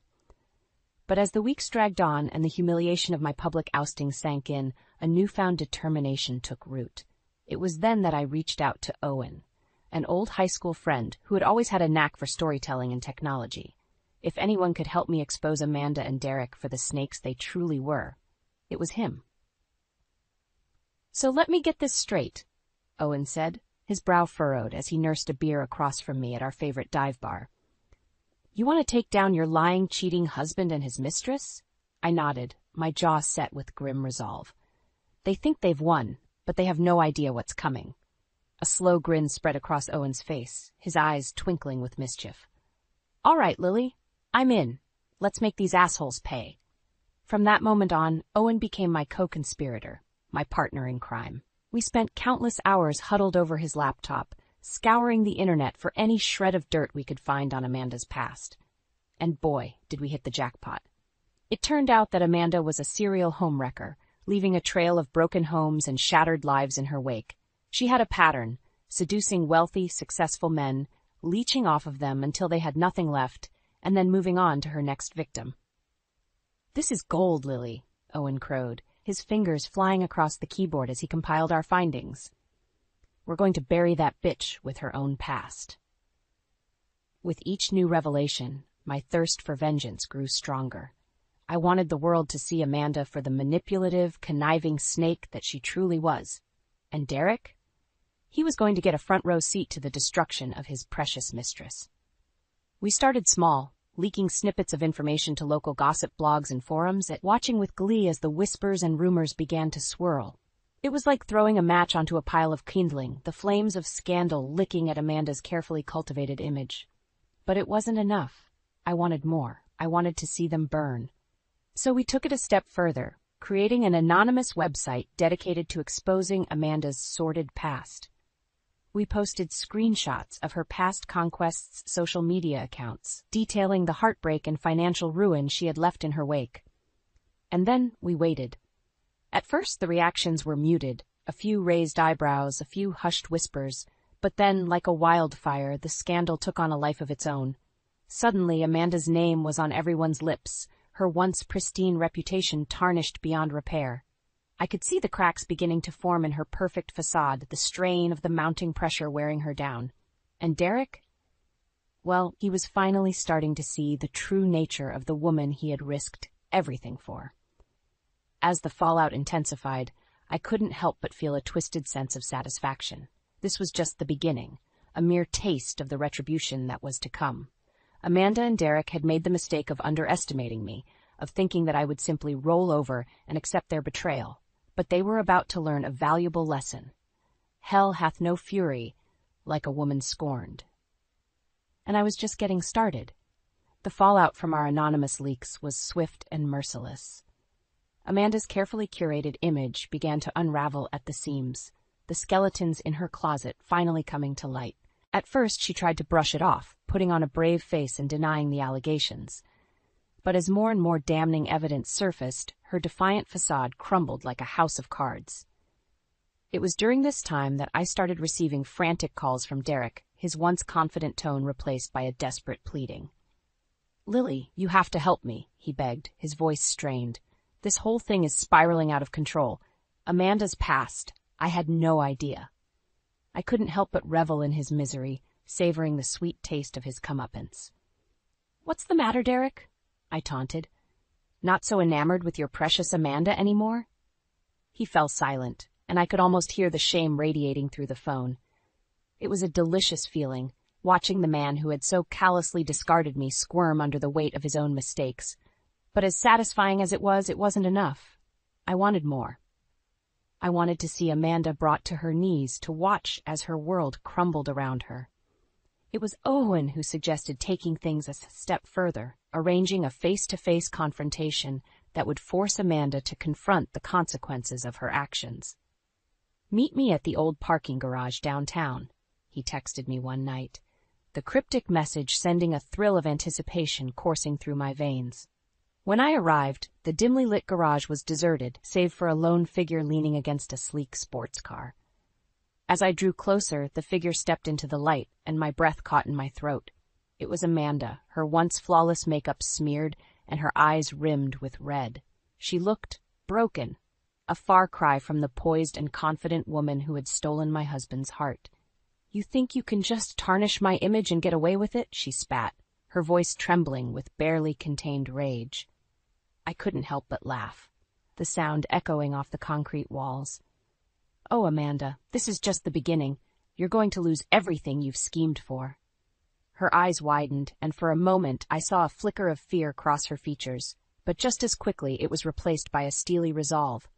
"You have no idea who you're messing with," she hissed, taking a step closer. "I'll destroy you, Lily. You and anyone else who gets in my way." I held my ground, matching her icy glare with one of my own. "Bring it on, sweetheart. I'm not the one with a closet full of skeletons." With that, I turned and walked away, leaving her seething in my wake. It was a small victory, but it was enough to fuel the fire burning within me. From that point on, the gloves were off. Owen and I ramped up our efforts, leaking more and more damning information about Amanda's sordid past. We exposed her financial indiscretions, her web of lies and manipulation, leaving no stone unturned. And as her world crumbled around her, I couldn't help but feel a twisted sense of satisfaction. This was justice, plain and simple, a reckoning for all the pain and humiliation she had inflicted upon me and countless others. But even as Amanda's empire crumbled, there was still one final piece of the puzzle left to fall. Derek himself. He had been my partner, my confidant, my everything. And in the end, he had chosen the path of betrayal, casting me aside like a worn-out relic. Well, no more. It was time for Derek to face the consequences of his actions, to see the true monster he had aligned himself with. And I was going to make sure he had a front-row seat to the destruction. The endgame was in sight, and I was ready to unleash hell. The day of reckoning had finally arrived, and I was ready to unleash hell upon Derek and Amanda. With Owen by my side, we had orchestrated a showdown that would bring their web of lies and deceit crashing down around them. It all came to a head at a pivotal company meeting where the board of directors and key clients had gathered to discuss the future of the business. Little did Derek and Amanda know, but Owen and I had been working behind the scenes, gathering support from those disillusioned by the scandal. As Derek took the stage, his cocky demeanor betrayed no hint of the turmoil brewing beneath the surface. Amanda sat in the front row, her perfectly coiffed hair and designer outfit a carefully crafted mask of confidence. But I knew better. I could see the cracks in her facade, the subtle signs of strain that belied her true state of mind. Derek launched into his usual spiel, waxing poetic about the company's bright future and innovative vision. But this time, his words rang hollow, falling on deaf ears. That's when I made my move. Rising from my seat, I cleared my throat and stepped into the aisle, commanding the room's attention with a single pointed glare. "Derek, Amanda, I think it's time we address the elephant in the room," I announced, my voice steady and unwavering. Derek's bravado faltered, his eyes widening as he realized what was happening. Amanda, too, seemed to shrink back in her seat, her perfectly painted lips parting in a silent gasp. "For too long, you two have been running this company into the ground with your selfish, unethical behavior," I continued, my gaze sweeping over the sea of stunned faces. "But no more. The truth is out, and it's time for you to face the consequences." With a nod to Owen, he sprang into action, queuing up a presentation that laid bare the sordid details of Amanda's past. The affairs, the lies, the financial misdeeds that had left a trail of destruction in her wake. As the damning evidence played out on the screen, the room fell deathly silent, save for the occasional gasp or murmur of disbelief. Derek's face had drained of color, his carefully constructed facade crumbling before my very eyes. Amanda, on the other hand, had risen to her feet, her eyes blazing with fury. "You think you've won, Lily?" she snarled, her voice dripping with venom. "You have no idea what you've just unleashed." And with that, she turned on Derek, unleashing a torrent of accusations and revelations that left him reeling. "You want to know the truth, Derek?" she spat, her words cutting through the stunned silence like a knife. "I'm not the only one with skeletons in the closet." What followed was a brutal evisceration of Derek's character, as Amanda laid bare his own web of infidelities, financial misdeeds, and unethical business practices. It was a scorched earth tactic, a desperate bid to salvage what little shred of credibility she had left. But it was too late. The damage had been done, and the once mighty Derek stood before us, a broken and disgraced shell of a man. As the truth came crashing down around them, the board members and clients began to turn on Derek and Amanda, their voices rising in a chorus of outrage and disgust. It was over. Their reign of deceit and manipulation had finally come to an end, and they had no one to blame but themselves. In the chaos that ensued, I caught Derek's eye, and for a fleeting moment I saw a glimmer of regret, a silent acknowledgement of the devastation he had wrought. But it was too little, too late. The damage had been done, and there was no turning back. As Derek and Amanda were unceremoniously ushered out of the meeting, their once bright futures reduced to ashes, I couldn't help but feel a sense of satisfaction wash over me. Justice had been served and the scales had finally been balanced. It was a hard-won victory, but one that tasted oh so sweet. In the aftermath of Derek and Amanda's spectacular downfall, a strange sense of calm washed over me. It was as if a weight had been lifted. A burden I had carried for far too long finally cast aside. As I stepped into the role of leading the company, I felt a newfound sense of purpose and determination. No longer would I be content to exist in the shadows, sacrificing my dreams and ambitions for the sake of others. This was my time to shine, and I was going to seize it with both hands. One of my first orders of business was to implement the eco-friendly community housing project that Derek had always dismissed as a pipe dream. It was an idea that had been simmering in the back of my mind for years, a vision of sustainable living that prioritized the environment and fostered a true sense of community. As I unveiled the plans to the team, I could see the skepticism on their faces, the same doubt that had plagued me for so long. But this time, I refused to let it deter me. "This is the future, people," I declared, my voice ringing with conviction. "A chance to leave a lasting legacy, to build something that truly matters." And to my surprise, they rallied behind me, their initial hesitation giving way to a shared enthusiasm for the project. With each passing day, I could feel myself growing stronger, more confident in my abilities and my vision. Gone was the meek, subservient woman who had allowed herself to be pushed aside and belittled. In her place stood a force to be reckoned with, a woman who had stared adversity in the face and come out on top. It was during this time that I found myself leaning heavily on the support of Emma and Owen, my two closest allies in the battle against Derek and Amanda. "I can't believe how much you've grown, Lily," Owen marveled one night over drinks at our favorite haunt. "It's like you've finally come into your own." I couldn't help but smile, feeling a swell of pride at how far I had come. "It's always been within me, Owen," I replied, my voice tinged with a newfound confidence. "I just needed to find the strength to let it out." As our eyes met across the table, I felt a spark of something unfamiliar, a connection that went deeper than mere friendship. It was as if, in the crucible of my personal war, a new bond had been forged, one that held the promise of something more. But I pushed those thoughts aside, content to simply bask in the warmth of Owen's unwavering support and the knowledge that I had finally found my footing. With each passing day, the wounds of Derek's betrayal began to heal, the pain and anger giving way to a sense of inner peace and strength that I had never known before. It was as if I had been reborn, emerging from the ashes of my old life like a phoenix, more resilient and determined than ever. And as I looked to the future, I couldn't help but feel a sense of excitement and possibility. The world was my oyster, and I was ready to take it by storm. No longer would I be content to exist in the shadows, sacrificing my dreams and ambitions for the sake of others. This was my time, my chance to leave a lasting legacy and build something truly remarkable. And with Emma and Owen by my side, I knew that anything was possible. The road ahead was sure to be paved with challenges and obstacles, but for the first time in my life, I felt truly prepared to face them head-on.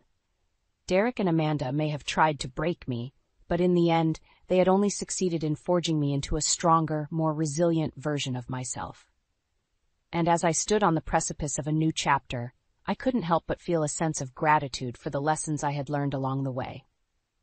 The battle may have been hard-fought, but it was one that I had emerged from victorious. A warrior, a survivor, and a force to be reckoned with. The future was mine for the taking, and I had no intention of letting it slip through my fingers.